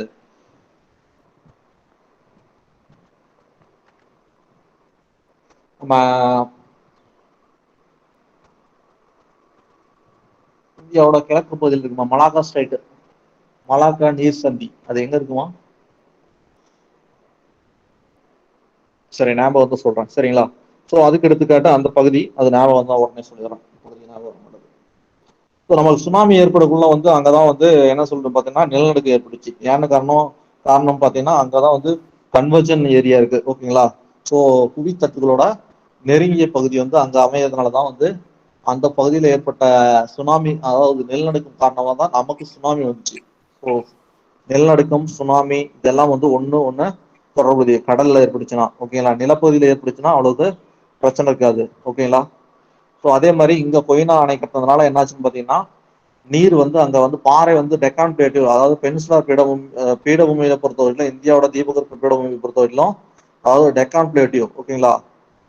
டெக்கான் பிளேட்டிவ் பொறுத்தவரையிலும் என்னன்னு பாத்தீங்கன்னா, பாறையெல்லாம் வந்து தீப்பாறை, அதனால வந்து மிக உறுதியா இருக்கும். அதனால வந்து எந்த அணை வேணாலும் கட்டலாம் அப்படின்னு சொல்லிட்டு எல்லாரும் அந்தப்படி கட்டினாங்க. ஆனா கொய்னா நதியில வந்து அப்படிதான் கட்டினாங்க, நிலநடுக்கம் ஏற்படாதுன்னா. ஆனா அணை கட்டிய பின்னாடி அங்க பல நிலநடுக்கம் வந்துட்டு இருக்குது. ஸோ அதனால வந்து மேன்மேட் காசஸ், அதாவது எர்த்குவாக்கு மேன்மேட் காசஸ்ன்னு சொல்லிட்டு ஒன்று சொல்லுவாங்க, இல்லை ஆந்த்ரோபோஜெனிக் காசஸ் அப்படின்னு சொல்லுவாங்க. ஓகேங்களா? மனிதனால் உருவாக்கக்கூடிய நிலநடுக்கம் அப்படின்னு சொல்லி பார்த்தோம்னா அதுக்கு பெஸ்ட் எடுத்துக்காட்டு, சிறந்த எடுத்துக்காட்டு கொய்னா அணை திட்டம். சரிங்களா? புரிஞ்சுதுங்களா? சார் அந்த ப்ராசஸ் நேம் என்னமோ சொன்னீங்க Yes, sir. சார், என்ன ப்ராசஸ் சார்? எதுமா? கன்வர்ஜன் பிளேட் டெக்டானிக் தியரிமா, அதாவது பிளேட் டெக்டானிக் தியரி, தட்டு புவி தட்டு கொள்கைன்னு சொல்லுவாங்க. அதுல வந்து கன்வர்ஜன் பிளேட் ஓகே சார், தியரிமா அது. Thank you sir. அதாவது தட்டுகள் நெருங்கி வருதல். ஓகேங்களா? அதனாலதான் வந்து அந்த விஷயம் ஏற்படுது. ஜாவா சுமத்ரா, ஓகேங்களா? Java Sumatra Indonesia. ஓகே, இந்தோனேசியாவுல ஜாவா சுமத்ரா வந்து அந்த பகுதியில் இருக்குது. அங்க வந்து அடிக்கடி வந்து என்ன சொல்றதுங்க, தட்டுகள் நெருங்கி வர்றதுனால வந்து அடிக்கடி அங்க நிலநடுக்கம் ஏற்படும். அங்க ஏற்பட்ட நிலநடுக்கம் காரணமா தான் நமக்கு வந்து என்னாச்சுன்னு பாத்தீங்கன்னா, நமக்கு வந்து சுனாமி வந்துச்சு. சரிங்களா? இந்தோனேசியா. சரி, அதுக்கடுத்து இதோட துணையாறுகள் தான் வந்து பீமா, பெட்டவாகு, மூசி, கொய்னா, துங்கபத்ரா எல்லாம் பார்த்தாச்சு. சரிங்களா? ஸோ அதுக்கடுத்து எந்தெந்த மாநிலத்துல பாயுது அப்படின்னு பாத்தீங்கன்னா, பாயும் மாநிலம் மகாராஷ்டிராவும் ஆந்திராவும். சரிங்களா? மகாராஷ்டிரா, ஆந்திரா இங்க மட்டும் பாயுது. கடல்ல கலக்கும் இடம் வந்து ஹம்சலா தேவி அப்படிங்கிற இடத்துல கடல்ல கலக்குது. ஸோ ஹம்சலா தேவி அப்படிங்கிற இடத்துல கடல்ல கலக்குது, வங்காள இருக்கிறதா. சரிங்களா? சரி. ஸோ அதுக்கடுத்து நம்ம பார்க்க போறது காவேரி. காவேரி வந்து உற்பத்தி ஆகக்கூடிய இடம் வந்து கர்நாடகாவோட தலை காவேரி. சரிங்களா? ஸோ அதுக்கடுத்து இதோட நீளம் வந்து 800 கிலோமீட்டர். ஓகேங்களா? So 800 kilometre. இப்போ நம்ம ஏறக்குறைய 3 ஆறு பார்த்தோம். ஸோ ஒன்று வந்து என்ன பண்ணோம், 1535. ஓகேங்களா? கிருஷ்ணா. ஸோ அதுக்கடுத்து கோதாவரி. அதுக்கடுத்து கிருஷ்ணா 1400. ஸோ அதுக்கடுத்தது மகாநதி பார்த்தோம், அது ஒரு 850 கிலோமீட்டர் பார்த்துக்கிறோம். ஸோ அதுக்கடுத்தது காவேரி வந்து 800 கிலோமீட்டர் பார்த்துக்கிறோம். ஸோ அதனால வந்து நமக்கு என்ன சொல்றது, பாயும் நீள அடிப்படையில, ஓகேங்களா, ஏரியா ட்ரைனேஜ் சிஸ்டம் அதோட அடிப்படையில வந்து கிளாசிஃபை பண்ண சொல்லி ஒரு கொஸ்டின் கேட்டாங்கன்னா நீங்க வந்து அழகா சொல்லிடணும். சரிங்களா? ஸோ கோதாவரி, கிருஷ்ணா, மகாநதி, அதுக்கப்புறம் தான் காவேரி அப்படின்னு சொல்லிட்டு வரிசையா கிளாசிஃபை பண்ணிருந்தோம். சரிங்களா? சரி, ஓகேங்க. சரி, அதுக்கடுத்தது இதோட துணை ஆறு வந்து நிறைய வரும். சரிங்களா? ஹேமாவதி. ஸோ துணை ஆறு பார்த்தோம்னா ஹேமாவதி, ஹாரங்கி இதுல கொடுக்கலன்னு நினைக்கிறேன், ஹாரங்கி. ஸோ அதுக்கடுத்தது அர்க்காவதி. ஸோ அதுக்கடுத்தது கபினி எல்லாம் வந்து நீங்க நல்லா கேள்விப்பட்டிருப்பீங்க. என்ன சொல்றது, காவிரியின் நீர்பிடிப்பு பகுதியில் மழை ஏற்பட்டதால் கபினி அணைக்கு நீர்வரத்து வந்தது அப்படின்னு சொல்லிட்டு அடிக்கடி கேட்பீங்க. சரிங்களா? ஸோ அதுக்கடுத்து பவானி, நொய்யல், அமராவதி இது எல்லாமே வந்து என்னதுங்க, காவிரியோட துணை ஆறுகள். ஸோ அதுக்கடுத்தது இதுல மிக முக்கியமானது, மொத்தம் 3 தீவு வரும். சரிங்களா? இந்த காவிரிக்கு மட்டும் ஒரு சிறப்பானது. சரிங்களா? இதுக்கு முன்னாடி நம்ம பார்த்தது மஜோலி தீவு, பிரம்மபுத்திரா நதியில மட்டும் பார்த்துருவோம். ஆனா வந்து இது வந்து 2 இடத்துல, மொத்தம் 3 இடத்துல பைஃபியூரிகேட் ஆகுறதுனால, ஓகேங்களா, ஸோ த்ரைஸ் ஆக்சுவலா புக்ல வந்து ட்வைஸ் பைஃபியூரிகேட், அதாவது 2 முறையானது பிரிகிறது அப்படின்னு சொல்லி போட்டிருப்பாங்க. ஆக்சுவலா 2 முறை கிடையாது, கர்நாடகாவில் 2 முறை, தமிழ்நாட்டுல 1 முறை. ஆனா மொத்தம் மூன்று முறை வந்து இது காவிரியானது பிரிகிறது. ஸோ என்னன்னு பாத்தீங்கன்னா, ஃபர்ஸ்ட்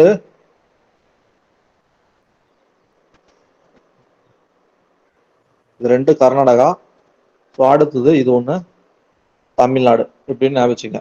ஸோ இது வந்து ஸ்ரீரங்கப்பட்டினம். ஓகேங்களா, ஸ்ரீரங்கப்பட்டினம் ஹிஸ்டரி படிச்சீங்களா? ஸ்ரீரங்கப்பட்டினம் படிச்ச மாதிரி ஞாபகம் இருக்குங்களா?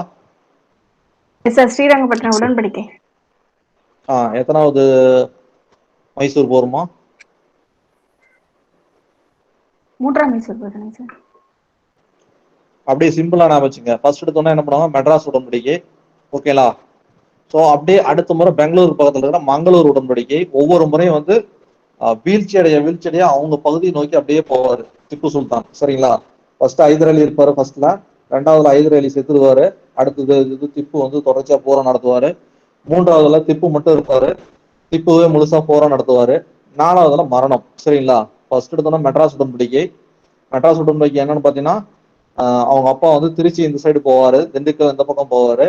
அவரு வந்து யாரு, திப்பு வந்து மதராஸ் நோக்கி போய் அடிப்பாரு. அதனால வந்து மட்ராஸ் உடன்படிக்கை அவங்க ஏரியாவே போய் அடிச்சனால மட்ராஸ் உடன்படிக்கை போடுவாங்க.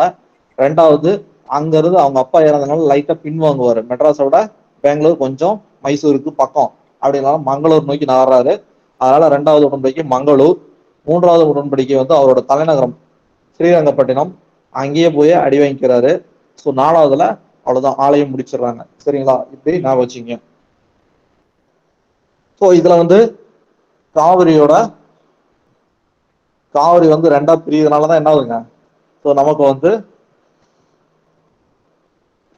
இந்த ஸ்ரீரங்கப்பட்டினம் தீவு உருவாகுது. ஸோ அதுக்கு அடுத்தது மொத்தம் எல்லாமே வந்து சீலே வரும். ஓகேங்களா, இன்னொன்று வந்து சிவசமுத்திரம். ஸோ இங்க வந்து ஸ்ரீரங்கம். ஸோ எல்லாமே சீல ஆரம்பிக்கிற மாதிரியே 3 தீவும் இருக்கும். ஒன்று வந்து ஸ்ரீரங்கப்பட்டினம், 2வது வந்து சிவசமுத்திரம், 3வது வந்து ஸ்ரீரங்கம். ஸ்ரீரங்கம். இது 2ம் வந்து கர்நாடகாவில் இருக்கும். இது 1 மட்டும் தமிழ்நாட்டுல இருக்கும். சரிங்களா, சார் இந்த ஸ்ரீரங்கத்துல தானே சார் கொள்ளிடம் காவிரியா 2ஆ பிரியும்? ஆமாமா. ஸோ காவிரியானது ஸ்ரீரங்கத்துல மொத்தம் 2ஆ பிரியும். ஒன்னு வந்து வடக்கு தெற்கு அப்படின்னு சொல்லிட்டு 2ஆ பிரியும். வடக்கு வந்து கொள்ளிடம், தெற்கு பகுதியில வந்து காவேரின்னே சொல்றாங்க. ஓகேங்களா, இது 2 சேர்ந்து தான் இந்த இடத்துல ஸ்ரீரங்கம் உருவாகும். இங்க இருந்து போயிட்டு 2ஆ பிரிஞ்சு வடக்கு பகுதியில வந்து கொள்ளிடம். ஸோ அதுக்கு அடுத்தது கொள்ளிடம் ஆறு, தெற்கு பகுதியில வந்து ஸ்ரீரங்கம், அது காவேரி. ஸோ இதுதான் வந்து ஸ்ரீரங்கம் தீவு. ஓகேங்களா, ஸோ காவிரியோட மிகப்பெரிய கிளையாறு எதுன்னு பாத்தீங்கன்னா இந்த கொள்ளிடம் தான். நல்லா நான் வச்சுங்க, கொள்ளிடம் மிகப்பெரிய கிளையாறு. அது அப்படியே கொடுத்துட்டாங்கன்னு நினைக்கிறேன். ஸோ அதுக்கு அடுத்தது இது எங்க கடல்ல கலக்குதுன்னு பாத்தீங்கன்னா காவிரி பூம்புகார், வங்காள விரிகுடால பூம்புகார் அப்படிங்கிற இடத்துல கலக்குது. சரிங்களா,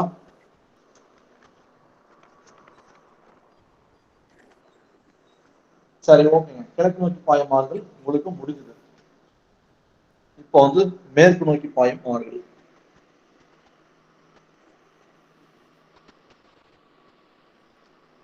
ஸோ நான் சொன்ன விஷயம்லாம் மேற்கு நோக்கி பாயும் ஆறுகள் பார்த்துங்க. ஸோ இங்க வந்து நர்மதா, தபதி, மாஹி, சாபர்மதி, லூனி இதெல்லாம் வந்து மேற்கு நோக்கி பாயும் ஆறுகள். ஸோ அது இல்லாம இங்க லூனி ஆறு கூட சேரக்கூடிய காதர், அதான் பழைய சரஸ்வதி, இதெல்லாம் தான் வந்து மேற்கு நோக்கி பாயும் ஆறுகள். சரிங்களா, ஸோ இதுல நம்ம புக்ல 2 தான் கொடுத்துருக்காங்க. லூனி வந்து உள்நாட்டு வடிகால் அமைப்புக்கு பெஸ்ட் எக்ஸாம்பிளா கொடுத்துருப்பாங்க. ஸோ அது வந்து லூனி வந்து பாலோட்ரா வரை வந்து என்ன சொல்றாங்கன்னு பாத்தீங்கன்னா, லூனி ஃபர்ஸ்ட் பார்த்து முடிச்சிடலாம். எல்லாம் லூனி வந்து எங்க இருக்குன்னு பாத்தீங்கன்னா ஆரவள்ளி மலை தொடரோட மேற்கு பகுதியில உற்பத்தியாகி அப்படியே போகும். சரிங்களா, மேற்கு நோக்கி அதோட 2 கிளை ஆறுகள் இருக்கும். சரிங்களா, 2 கிளை ஆறுகள் எனக்கு சரி அடுத்த கிளாஸ் நான் பார்த்து சொல்றேன். சரிங்களா,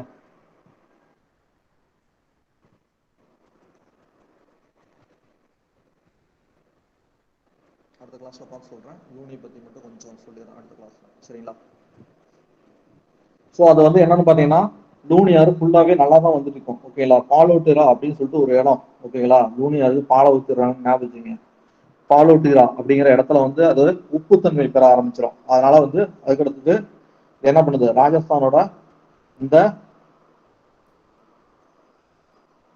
மேற்கு ராஜஸ்தான், ஓகேங்களா, கிழக்கு ராஜஸ்தான்ல தான் வந்து உற்பத்தி ஆகும். கிழக்கு ராஜஸ்தான் தான் என்ன இது, ஆரவள்ளி மலைத்தொடர். ஆரவள்ளி மலைத்தொடரோட மேற்கு பகுதியில் தான் வந்து என்னன்னு பார்த்தீங்கன்னா ஸோ இந்த பாறைகளால இருக்கும். அதுக்கடுத்தது மேற்கு நோக்கி செல்ல செல்ல, ஓகேங்களா, ராஜஸ்தான் சமவெளி பார்க்குறோம். ஓகேங்களா, ராஜஸ்தான் சமவெளி எங்கிருந்து ஆரம்பிக்குதுன்னு பார்த்தீங்கன்னா நம்ம ஆரவள்ளி மலைத்தொடர மேற்கு பகுதியிலிருந்து ஆரம்பிக்கும். ஸோ மேற்கு பகுதியிலிருந்து ஆரம்பிச்சு இது வரையில பாலைவனம் வரைக்கும் இருக்கும். ஸோ இதுல வந்து 2/3 பாலைவனம் தான் சொல்லுவோம். ஓகேங்களா, போன முறை பார்த்தப்பயே பார்த்தோம்.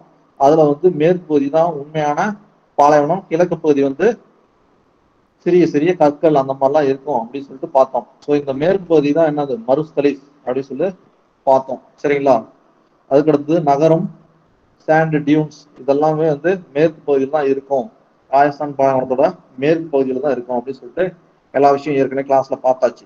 ஸோ இப்போ என்ன வருதுன்னு பார்த்தோன்னா, இங்க ஆர்ஜினா வரக்கூடியது மேற்கு நோக்கி போக போக என்ன பண்ணுங்க, ஸோ அந்த பாலைவனத்துல போக போக எல்லாமே உறிஞ்சிக்குது. ஓகேங்களா, ஸோ உறிஞ்சதுனால வந்து அது கடலை வந்து போய் கலக்க முடியல. சரிங்களா, அதுதான் வந்து உள்நாட்டு வடிகால் அமைப்பு சிறந்த எடுத்துக்காட்டா சொல்றோம். சரி, ஸோ அதுக்கு அடுத்தது என்னன்னு பாத்தீங்கன்னா மேற்கு நோக்கி பாயும் ஆறுல நர்மதா. ஓகேங்களா, நர்மதா நதி. ஸோ உற்பத்தி எங்க ஆகுதுன்னு பாத்தீங்கன்னா வந்து மத்திய பிரதேசத்துல அமர்காண்டக் பீடபூமி. சரிங்களா, மத்திய பிரதேசத்துல அமர்காண்டக் பீடபூமி. இந்த படத்துல பாத்தீங்கன்னா நல்லாவே தெரியும்.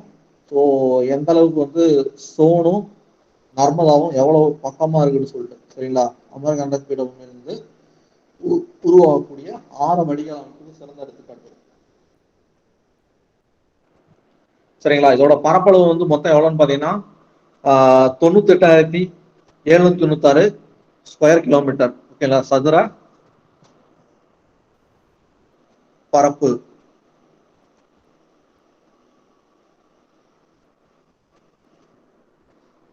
ஸோ அதுக்கு அடுத்தது இது வந்து மொத்த நீளம் ஸோ எவ்வளோன்னு பார்த்தீங்கன்னா ஒரு 1312 கிலோமீட்டர் நீளம் பாயுது. அதுக்கு அடுத்தது மேற்கு நோக்கி பாய்மாறுகள்ல மிக நீண்டது எதுன்னு கேட்டாங்களா, அந்த கொஸ்டினுக்கு இதுதான் ஆன்சர். சரிங்களா, மேற்கு நோக்கி பாய்மாறுகள்ல மிக நீண்டது. இப்போ வரையிலும் 3 விஷயம் பார்த்தோம். தீபகற்ப ஆறுகள்ல மொத்தம் 3 விஷயம் பார்த்தோம்.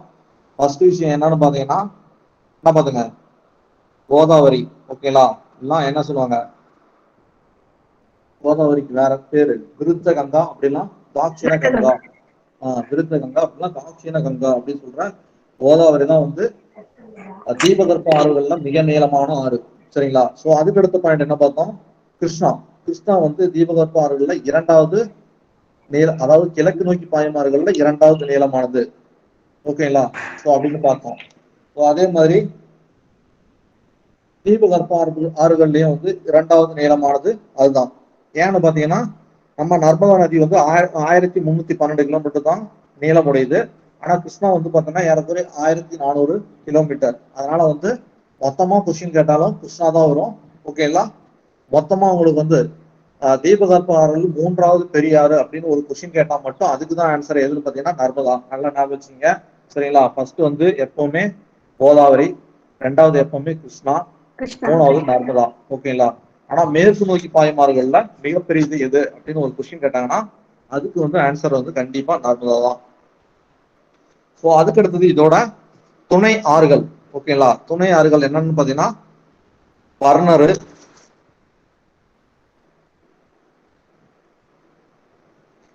So burner, ஹெலான்.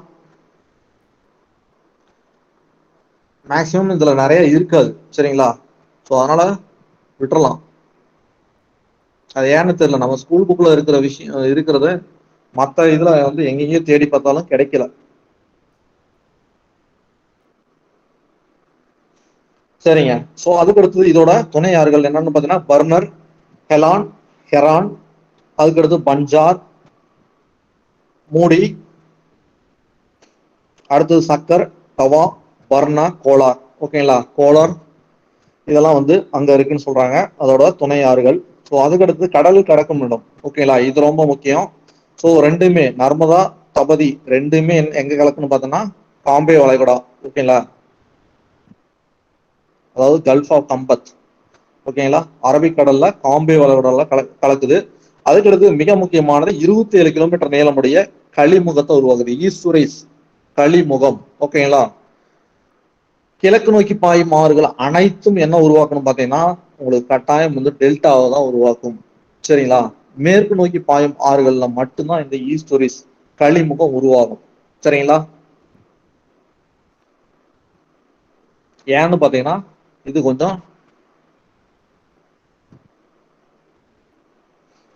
கொஞ்சம் வேகமா போய் பாயக்கூடிய ஆறு. ஏன்னு பாத்தீங்கன்னா பிளவு பள்ளத்தாக்கு வழியா போகுது, சரிங்களா. அது ஏற்கனவே பிளவுபட்டு இருக்குது, அந்த வழியாவே போறதுனால அது கிளையாரெல்லாம் ஒன்றும் பெருசா உருவாறது இல்லை. ஆனா வந்து கிழக்கு நோக்கி பாயும் ஆறுகள் வந்து கடைசியா கடல்ல கலக்கிறதுக்கு முன்னாடி ஒவ்வொரு இடத்துலயும் பாத்தீங்கன்னா அதோட கிளையாறு நிறைய உருவாகும். கிளையாறுகள் நிறைய உருவதுனால அதோட டெபாசிட் ஃபுல்லாவே வந்து என்ன பண்ணுது, அங்கங்க விட்டு போறதுனால டெல்டா ஃபார்மேஷன் நிறைய இருக்கும். ஆனா மேற்கு நோக்கி பாயும் ஆறுகள்ல வந்து பாத்தீங்கன்னா அப்படி வந்து எந்த கிளையாறுகளும் இருக்காததுனால அது வந்து தான் கொண்டு வரதை ஃபுல்லாத்தையும் என்ன பண்ணும், அப்படியே எடுத்துட்டு போய் கடல்ல கொண்டு போய் சேர்த்துரும். கடல்ல கொண்டு போய் சேர்த்துறதுனால வந்து அந்த பகுதியில் வந்து ஏறக்குறைய பள்ளமா இருக்கும். ஸோ அதனால வந்து நீங்க இங்கெல்லாம் என்ன பண்ணலாம்னு பாத்தீங்கன்னா சில்டேஷன் இல்லாதனால துறைமுகத்துக்கு கூட பயன்படுத்தலாம், சரிங்களா. ஸோ அதுக்கு அடுத்தது அப்புறம் போன கிளாஸா அதுக்கு முந்தின கிளாஸா ஒருத்தங்க கேட்டாங்க, சார் துறைமுகம் உருவாகணும்னா வந்து ஹை டைட்ஸ் இருக்கணுமான்னு சொல்லிட்டு. இல்ல ஹை டைட்ஸ் எல்லாம் இருக்கக்கூடாதுமா.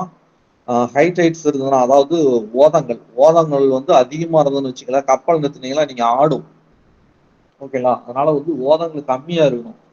கம்மியா இருந்தா மட்டும்தான் வந்து நீங்க கப்பல் அங்க போய் நிறுத்தினீங்களா ஆடாம இருக்கும். ஸோ துறைமுகம்னா டெஃபினேஷனாவே அதுதான். ஸோ அதோட ஸ்ட்ரீம்ஸ் வந்து கட் பண்ணணும், அப்படி இருந்தாதான் அது துறைமுகம். அதனால வந்து ஹை டைட்ஸ் இருக்கிற இடத்துல நம்ம கண்டிப்பா பண்ண முடியாது. அதனால உயராலை வந்துச்சுன்னா என்ன பண்ணும், தூக்கிட்டு போய் மணல்ல சொருவிடும். அதனால வந்து பாத்தீங்கன்னா கப்பல் வந்து திரும்ப வந்து எடுக்க முடியாது, மாட்டிக்கும். ஸோ இந்த மாதிரி நிறைய விஷயம் இருக்குது. அதனாலதான் வந்து என்ன சொல்றது, மேற்கு கடற்கரை ஃபுல்லாவே வந்து இயற்கையான துறைமுகம் உருவாவதற்கு சிறந்திருக்கும் அப்படின்னு சொல்லி பார்க்கல. கான்டினென்ட் செல்ஃப் ஒரு காரணமா சொல்லிருக்கோம், ஓகேங்களா. கண்டத்திட்டு அது வந்து ஒரு காரணம். ஏன்னா கண்டத்திட்டு இருந்ததுனாலதான் கொஞ்சம் நீளமா இருந்தாதான் நீங்க வந்து என்னது ஆங்கர் போட்டோம்னா நிற்கும், ஓகேங்களா. அப்படி இல்லைன்னா நிற்காது. அதே மாதிரி டைட்ஸ் உருவாகக்கூடாது. நீங்க நல்ல துறைமுகம்னா டைட்ஸ் உருவாகக்கூடாது. அதே மாதிரி சில்டேஷன் இருக்கக்கூடாது. சில்டேஷன் இருந்ததுன்னா அதாவது வண்டல் படிவுலாம் இருந்ததுன்னா அங்க போய் கப்பல் குத்திக்கும், அப்புறம் வெளியே எடுக்க முடியாது. ஸோ அதுக்கு அடுத்தது தபதி, ஓகேங்களா. நர்மதா பார்த்தாச்சு. அதுக்கு அடுத்தது தபதி. தபதி வந்து எங்க உருவாகுதுன்னு பாத்தீங்கன்னா மத்திய பிரதேசம், ஓகேங்களா. மத்திய பிரதேசத்துல உருவாகுது. ஸோ எங்கன்னா பெட்டுல், முல்தாய் மாவட்டத்துல பெட்டூல் அப்படிங்கிற இடத்துல வந்து உருவாகுது, ஓகேங்களா. ஒவ்வொன்றுக்கும் வந்து ஒரு ஹைட்டு கொடுத்துருப்பாங்க. ஸோ என்னன்னு பாத்தீங்கன்னா நர்மதா வந்து ஒரு 1057 மீட்டர் உயரத்துல உருவாகுது அப்படின்னு சொல்லுவாங்க. ஸோ அதுல இது வந்து 752 மீட்டர் உயரத்துல உருவாகுது. எலிவேஷன்லாம் ஃபர்ஸ்ட் படிக்காதீங்க, எவ்வளவு ஹைட் அப்படிங்கிறத. ஸோ இல்லை சார் நான் படிக்கணும்னா ஓகே, டைம் இருக்குன்னா படிங்க, அப்படி இல்லைன்னா அதை விட்டுருங்க. அதை விட்டுட்டு பரப்பளவு வந்து ஒப்பீட்டளவா படிச்சு பழகுங்க, சரிங்களா. ஸோ அதுக்கு அடுத்தது இதோட மொத்த பரப்பளவு, இது பாயும் மொத்த பரப்பளவு எவ்வளவுன்னு பார்த்தீங்கன்னா 65,145 ஸ்கொயர் கிலோமீட்டர். ஸோ இதோட மொத்த நீளம் வந்து ஏறக்குறைய வந்து இதுல நர்மதாவோட பாதி, ஓகேங்களா. தபதி வந்து நர்மதாவோட பாதி தான் இருக்கும். ஸோ இது பாருங்க இங்க உருவாகுது, இது இங்கதான் உருவாது. ஸோ அதனால இது ஏறக்குறைய ஒரு பாதின்னு வச்சுங்க, ஓகேங்களா. ஸோ இது 724 கிலோமீட்டர், அது வந்து ஒரு 1312 கிலோமீட்டர். ஸோ அதோட அதுக்கடுத்து இதோட துணை ஆறுகள், ஓகேங்களா. ஸோ துணை ஆறுகள் வந்து வாகி, கோமை, அதுக்கடுத்து அருணாவதி, அனர், நேசு, புரோ, பஞ்சாரா, போரி, ஓகேங்களா. ஸோ கடல்ல கணக்கும் இடம் வந்து பாத்தீங்கன்னா காம்பே வளைகுடா.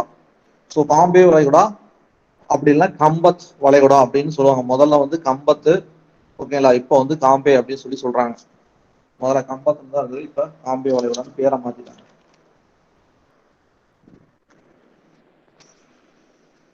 சரிங்களா. புரிஞ்சதுங்களா? எஸ் சார், புரிஞ்சுச்சுங்க சார். ஓகே. ஸோ அதுக்கு அடுத்தது வந்து இந்திய காலநிலை பத்தி பார்ப்போம். ஓகேங்களா. காலநிலை கொஞ்சம் இன்ட்ரெஸ்டிங்கான டாபிக். ஓகேங்களா, இதை பார்த்தீங்கன்னா கொஞ்சம் நல்லா இருக்கும். இப்போ காலநிலை வந்து இமேஜினேஷன் பண்ணி படிக்கக்கூடிய டாபிக் அப்படிங்கிறதுனால இதை கொஞ்சம் நல்லா படிக்கலாம். சரிங்களா. ஸோ இப்போ வந்து ஃபேக்டர் அஃபெக்டிங் கிளைமேட் அப்படின்னு சொல்லிட்டு பார்த்தீங்கன்னா ஓகேங்களா. ஸோ இப்போ நீங்க நியூஸ் பார்க்குறீங்கன்னா வந்து என்ன பார்ப்பீங்க?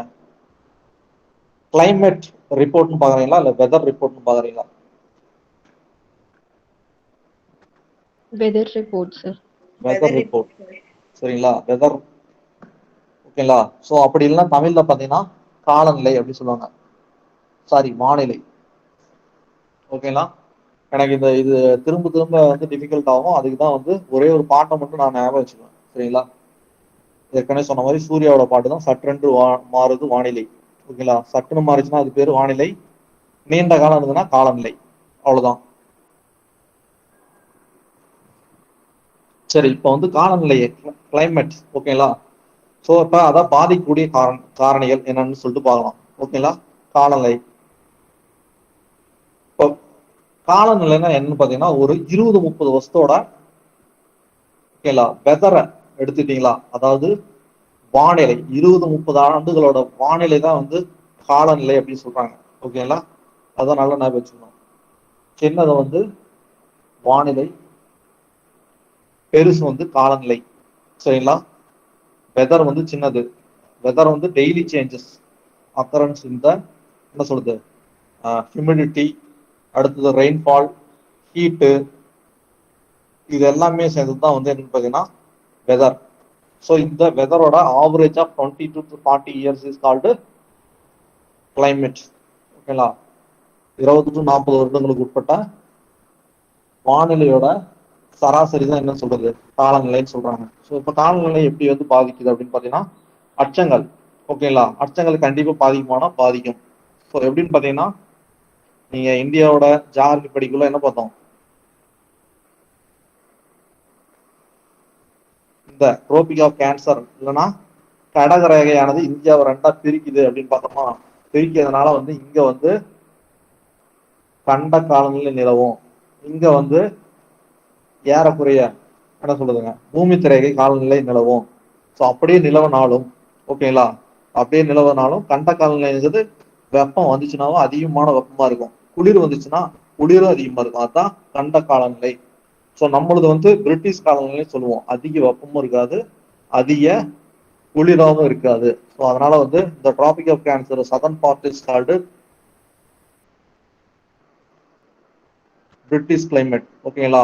ஸோ இந்த northern part is called continental climate அப்படி சொல்லுவாங்க. சரிங்களா. ஸோ இது வந்து அச்சங்கள்.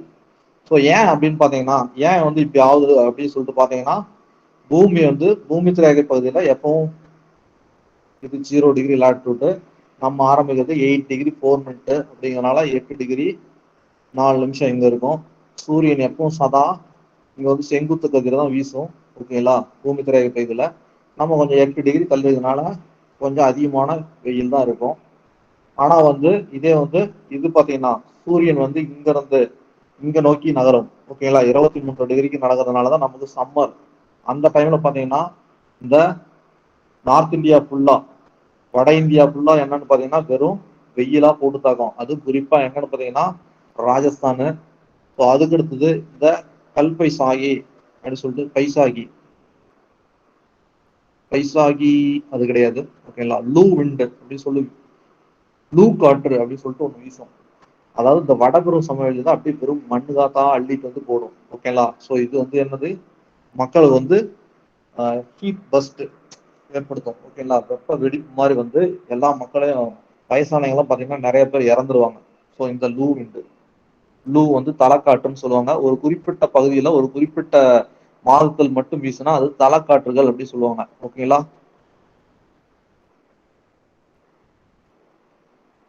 ஒரு குறிப்பிட்ட மாசம் மட்டும் தான் வீசும். ஸோ அது வந்து சம்மர்ல மட்டும் வீசும். லூ விண்டு. லூ இஸ் ஹாட் விண்டு. ஓகேங்களா. கோல்டு விண்டுன்றது ஹாட் விண்டு இருக்கு. ஸோ இதெல்லாம் வந்து நீங்க இப்ப ஜெனரல் ஜியாகிரபி படிச்சா நிறைய படிப்பீங்க. ஸோ இப்போ வந்து லோக்கல் விண்டு, அதாவது தலைக்காற்று அப்படின்னா லோக்கல் விண்டுன்னு சொல்லுவாங்க. ஓகேங்களா. ஸோ லோக்கல் விண்டு இந்தியாவில் இருக்கக்கூடிய ஒரே ஒரு லோக்கல் விண்டு லூ விண்டு. ஸோ லூ வந்து ஹாட், ஓகேங்களா, வெப்ப காற்று. எப்போ வீசுன்னு பார்த்தீங்கன்னா நம்ம சம்மர்ல வெயில் காலத்துல வீசும். இது வந்து அச்சங்கள். ஓகேங்களா, அச்சங்களை பார்த்து முடிச்சாச்சு. அடுத்தது குத்துயரம், ஆல்டிடியூட். உயரம் அதிகரிக்க அதிகரிக்க வந்து நம்மளுக்கு வந்து வெப்பநிலை குறையும். ஓகேங்களா, இதுல பாரு சூப்பரா கொடுத்துருக்காங்க. 1000 மீட்டர், அதாவது 1 கிலோமீட்டர் நீங்க கீழே இருந்து மேல போனீங்கன்னா 6.4 டிகிரி செல்சியஸ் வெப்பநிலை குறையும். இதுதான் வந்து நார்மல் லேப்ஸ் ரேட் அப்படின்னு சொல்லுவாங்க. ஓகேங்களா, வெப்பநிலை இழப்பு வீதம். ஓகேங்களா, வெப்பநிலை இழப்பு வீதம் சொல்லுவாங்க, நார்மல் லேப்ஸ் ரேட்டு.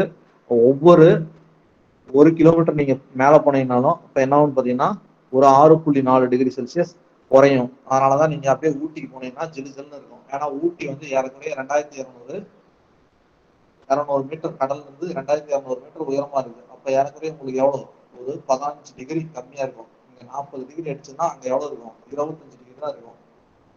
ஓகேங்களா, ஸோ அதனால என்ன ஆகும், ஜிலு ஜில்னு இருக்கும். அதனாலதான் மக்கள் என்ன பண்றாங்க, வண்டி எடுத்துட்டு ஊட்டி கிளம்புன்னு சொல்லிட்டு போயிட்டு அங்க சாப்பிட்டு இருக்கிற குப்பையெல்லாம் போட்டு நல்லா அந்த ஊட்டியை எடுத்துட்டு வந்துருவாங்க. சரிங்களா, அதனால ஊட்டி போனீங்கன்னா பிளாஸ்டிக் எடுத்துட்டு போக கூடாது. பிளாஸ்டிக் பேன் ஊட்டி. சரிங்களா, அதனால பிளாஸ்டிக் எல்லாம் எடுத்துட்டு போய் மாட்டிக்காதீங்க, ஃபைன் வாங்கிடுவீங்க.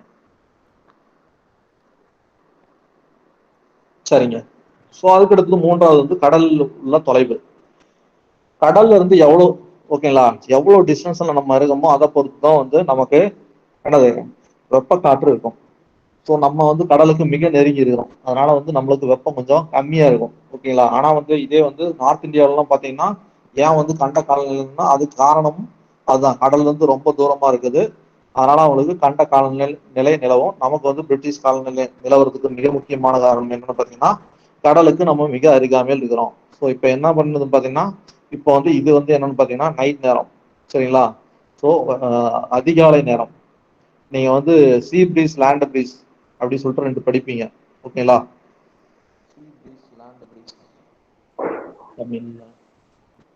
சார் கடல் காற்று, நிலக்காற்று, கடல் காற்று நிலக்காற்றும். சூப்பர்மா, அருமையா சொல்லிட்டீங்க. கடல் காற்று நிலக்காற்று. இப்ப என்னன்னு பாத்தீங்கன்னா இப்ப காற்று வந்து இப்ப இங்க இருந்து இங்க போவோம், அடுத்தது இங்க இருந்து இங்க போவோம். ஓகேங்களா, இதுதான் கடல் காற்றுனா என்னன்னா கடல்ல இருந்து காத்து போனோம், அது கடல் காற்று. ஓகேங்களா, நிலக்காற்றுனா நிலத்துல இருந்து காற்று வந்து கடலுக்கு போகணும். இந்த பிக்சர்ல பாத்தீங்கன்னா கடல்ல இருந்து காற்று நிலத்துக்கு போகுதா, நிலத்துல இருந்து காற்று கடலுக்கு வருதா? சார் அதனால தானே சார் நைட்டு டைம் வந்து கடல்ல இருந்து வீசுற காற்று வந்து வெப்பமா இருக்கும், அதனால அந்த டைம் போக கூடாது. பகல்ல வந்து நிலத்துல இருந்து வீசுறது வந்து வெப்பமா இருக்கும், கடல்ல இருந்து வீசுறது வந்து குளிரா இருக்கும்னு சொல்லுவாங்க. எப்பமா நைட்டு டைம்லனா கடல்ல இருந்து வர காற்று வந்து வெப்பமான காற்றா இருக்கும் அப்படின்னு சொல்லுவாங்க சார். பகல்ல தான் கடல்ல இருந்து வர காற்று குளிரா இருக்கும் அப்படிம்பாங்க. நீங்க என்ன சென்னை பகுதியா? இல்லைங்க சார், மக்கள்லாம் காலையில, நம்ம மக்கள்லாம் காலையில பீச்சுக்கு போறாங்களா, நைட்டு சாயந்தரம் நைட் அந்த மாதிரி பீச்சுக்கு போறாங்களா? சாயந்தரம் தான் போவாங்க, ஆனா நைட்டு டைம்ல போக கூடாதுன்னு தானே சார் சொல்லுவாங்க. அதாவது கடலுக்குள்ள நீங்க போகக்கூடாது. ஏன்னு பாத்தீங்கன்னா கடல்ல இருந்து காத்து வீசும். நீங்க போட்ல போனீங்கன்னா என்ன பண்ணும், இது உங்களை புடிச்சு இப்படி தள்ளும். சரிங்களா, அதாவது அதாவது சாயந்தரம் நீங்க அதிகாலையில கிளம்புனீங்கன்னு வச்சுங்களேன், அதிகாலையில வந்து இது வந்து அதிகாலை நேரம். சரிங்களா, இங்க வந்து என்ன பண்ணுதுங்க, நிலம் வந்து குளிர்ச்சியா இருக்குது.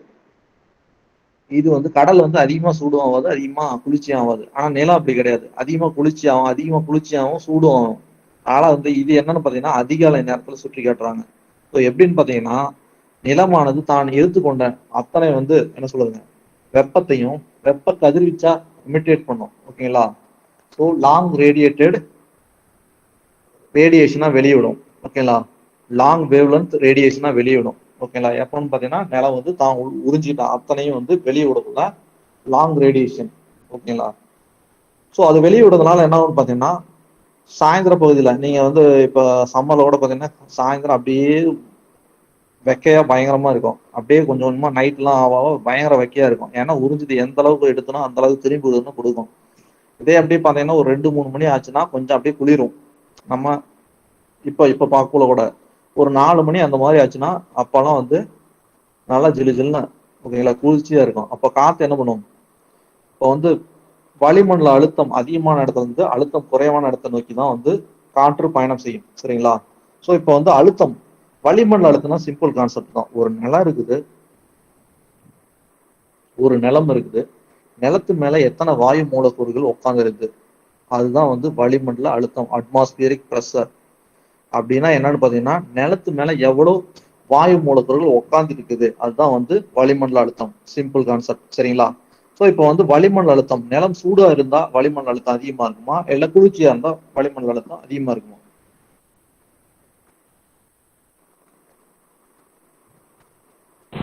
சூடாக இருந்தால்.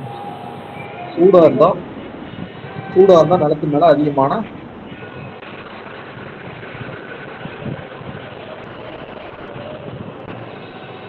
கேக்குதுங்களா?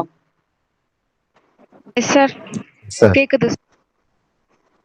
சூடா இருந்தா நிலத்து மேல அதிகமான காத்து இருக்குமா,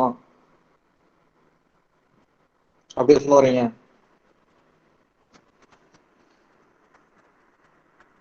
கேக்குதுங்களா?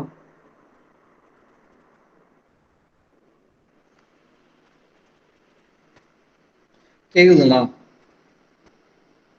கேக்குது. கேக்குதுங்க சார். சரி, ஓகேங்க.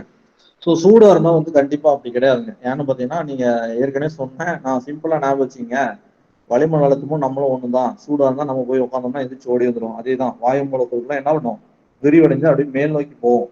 சரிங்களா? அதனால வந்து இப்போ வந்து இங்க குளிர்ச்சியா இருக்குதுன்னா அப்ப வாயு மூலக்கூறுகள் அதிகமா இங்க இருக்குன்னு அர்த்தம்.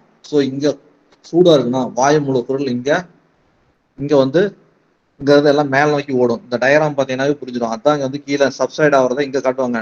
ஸோ இங்க இருந்து வர காற்று என்ன ஆகுது, இங்க இருந்து வெப்பம் அதிகமாக தப்பிச்சா போதும் மேல போகும். மேல போயிட்டு அடுத்து என்ன பண்ணுவாங்க, இங்க அப்படியே போகுது. ஸோ அடுத்து இங்க போயிட்டு இங்க சப்சைட் ஆகும். ஏன்னா இங்கதான் குளிர்ச்சியா இருக்குது, அதனால இங்க இறங்கிடுவாங்க. இங்க இறங்கணும்னா இங்கேக்கும் நிலத்துல பாத்தீங்கன்னா நிலத்துல நடக்குது நேர் எதிராக மேல நடக்கும். ஏன்னு பாத்தீங்கன்னா இது மேல போறதுனால அதோட வெப்பநிலை இழக்கும். ஏன்னா இங்க இருந்து இங்க போறதுக்கு வந்து என்ன பண்ணும், அதாவது ஆற்றல் இழப்பு. ஆற்றல் இழந்தா மட்டும்தான், அதாவது ஆற்றல் இருந்தா மட்டும்தான் ஒரு பொருள் ஒரு இடத்துல இருந்து அடுத்த இடத்துக்கு போகும். ஓகேங்களா? ஸோ இங்க இருக்கிறது மேல போகணும்னா ஆற்றல் வந்து கொஞ்சம் கொஞ்சமா செலவிட்டுட்டே போகும். செலவிட்டு போனோம்னா இங்க ஆற்றல் எல்லாம் இழந்துரும். இழந்தோம்னா அடுத்து என்ன பண்ணும், இங்க அப்படியே திரும்பி இப்படி போகும். போயிட்டு திரும்ப அவ்வளவுதான், இங்க டயர்டு ஃபுல்லாவே ஆயிருவாங்க. அப்புறம் இங்க சப்சைட் ஆவாங்க. ஓகேங்களா? இங்க கீழே இறங்கும். ஏன்னா இங்க குளிர்ச்சியா இருக்கும். இங்க எல்லாத்தையும் வாங்க வாங்கன்னு இழுத்துக்குவாங்க. சரிங்களா? அப்புறம் என்ன பண்ணோம், இங்க வந்தோடனே கீழே வந்தோடனே என்ன ஆகும், இங்க வந்து கம்மியா இருக்கும். ஓகேங்களா? வாயு மூலக்கூறு. அதனால என்ன பண்ணும், இல்லைன்னா வளிமண்டல அழுத்தம் இங்க கம்மியா இருக்கும். அதனால இங்க இருந்து இங்க போவோம். இங்க போன உடனே இங்க ரொம்ப கம்மியாகிறதுனால என்ன பண்ணுவோம், அதிகமான இடத்துல இருந்து அடர்த்தி குறைவான இடத்தை நோக்கி நகரும். போனதுனால என்ன பண்ணுவோம், திரும்பவும் இங்க போனா சூடு அதிகமாயிரும், மேல நோக்கி ஓடு. சரிங்களா? இப்படி ஒரு சுழற்சியா நடக்கும். ஸோ இது வந்து இந்த மாதிரி நடக்கிறதுனாலதான் வந்து என்ன பண்ணுது, ஸோ காத்து வந்து இது வந்து என்னது அதிகாலை நேரம். ஓகேங்களா? அதிகாலை நேரம் போனீங்கன்னா கடல்ல இருந்து, அதாவது காற்றானது நிலத்துல இருந்து கடல் நோக்கி நகரும். இதே வந்து சாயந்தரம் போனீங்கன்னா பீச்சுக்கெல்லாம் சாயந்தரம் தான் போவாங்க. ஏன்னா காத்து அருமையாக வீசும் என்பதால் சுண்டக்கடலை வாங்கி சாப்பிடலாம்னு சொல்லிட்டு எல்லாம் பீச்சுக்கு போவாங்க. சரிங்களா? அப்ப என்ன ஆகும்னு பாத்தீங்கன்னா இது அப்படியே நேர் எதிராக நடக்கும். ஏன்னா சாயந்தரம் சூரியன் போட்டு கொளுத்துன்னு கொளுத்திருக்கும். அதனால இங்க வெப்பம் என்ன பண்ணும், ரொம்ப அதிகமா இருக்கும். கடல் வந்து ரொம்ப அதிகமா வெப்பம் ஏற்காது, ரொம்ப அதிகமா வெப்பத்தை இழக்காது. அதனால இதோட ஒப்பிடும் போது இந்த பகுதி நிலப்பகுதியானது அதிக வெப்பநிலையில் உள்ளதால் வளிமண்டல அழுத்தம் குறைவாக இருக்கும். நல்லா ஞாபகம் வச்சுங்க, டெம்பரேச்சரும் அட்மாஸ்பியரிக் ப்ரெஷரும் இன்வெர்ஸ்லி ப்ரொபோஷனல். ஓகேங்களா? 1 அட்மாஸ்பியரிக் ப்ரெஷர் ஞாபகம் வச்சுங்க. இதே நீங்க க்ளோஸ்டு கண்டெய்னர்ல நீங்க போட்டு வந்து ப்ரெஷர் அதிகமா இருக்குமா கம்மியா இருக்குமா சூடு பண்ணினா பக்கத்துல கொண்டு போய் முகரை வச்சீங்கன்னா வெடிச்சு அப்புறம் ஹாஸ்பிட்டல் போய் சேர்ந்துடணும். அதனால வந்து அட்மாஸ்பியரிக் ப்ரெஷரையும் நீங்க எந்த ப்ரெஷரையும் சேர்த்திக்க கூடாது. புரியுதுங்களா? அட்மாஸ்பியரிக் ப்ரெஷருங்கிறது ஓப்பன் இடத்துல வந்து வச்சு நீங்க பாக்குறது. இதே வந்து நீங்க ப்ரெஷருங்கிறது வந்து சூடாச்சுன்னா நல்லா அடுப்புல நல்லா ஒரு டப்பாவை போட்டு க்ளோஸ்டு கண்டெய்னர்ல சூடு பண்ணி பார்க்கலாம். நம்ம சார் சொன்னது தப்பா சரியான்னு சொல்லிட்டு பாத்தீங்கன்னா அடுத்த பிளாஸ்டர் போட்டு தான், முகத்துக்கு பிளாஸ்டர் போட்டு தான் வந்து கிளாஸ் கவனிக்கணும். சரிங்களா? அதனால அது வேற இது வேற. ஸோ அங்க வந்து பிசிக்ஸ்ல P is directly proportional to T. இங்க P is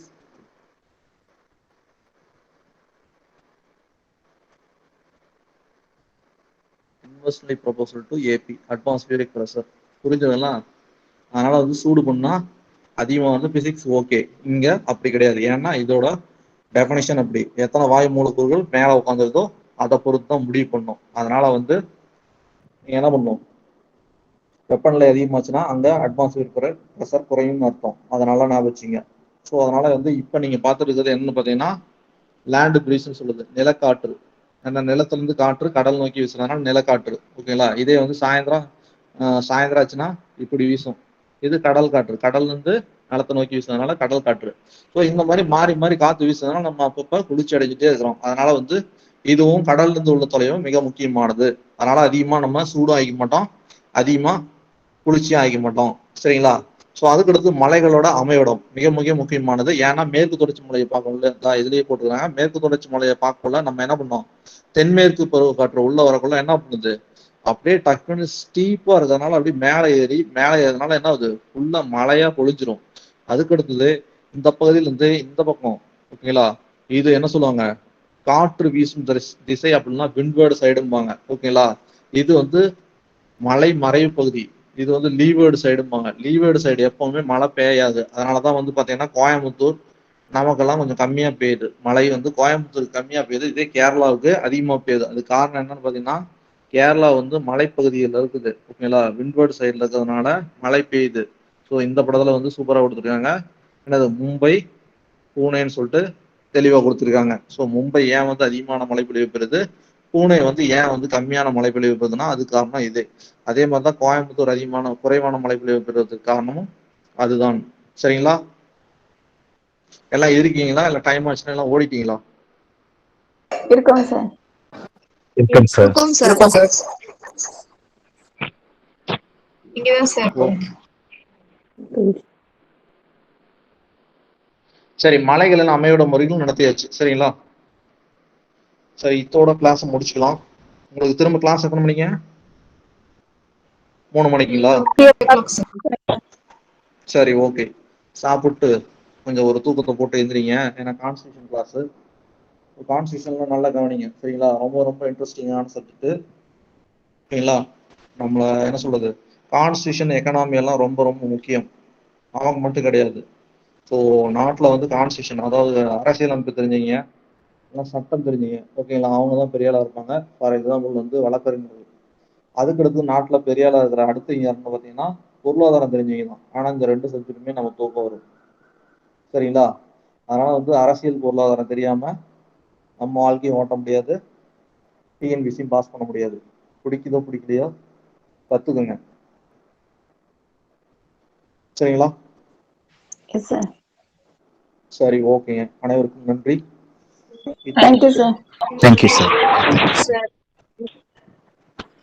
Thank you, sir. Thank you sir.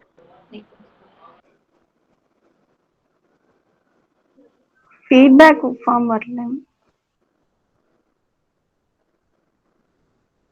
Admin இருக்கீங்களா?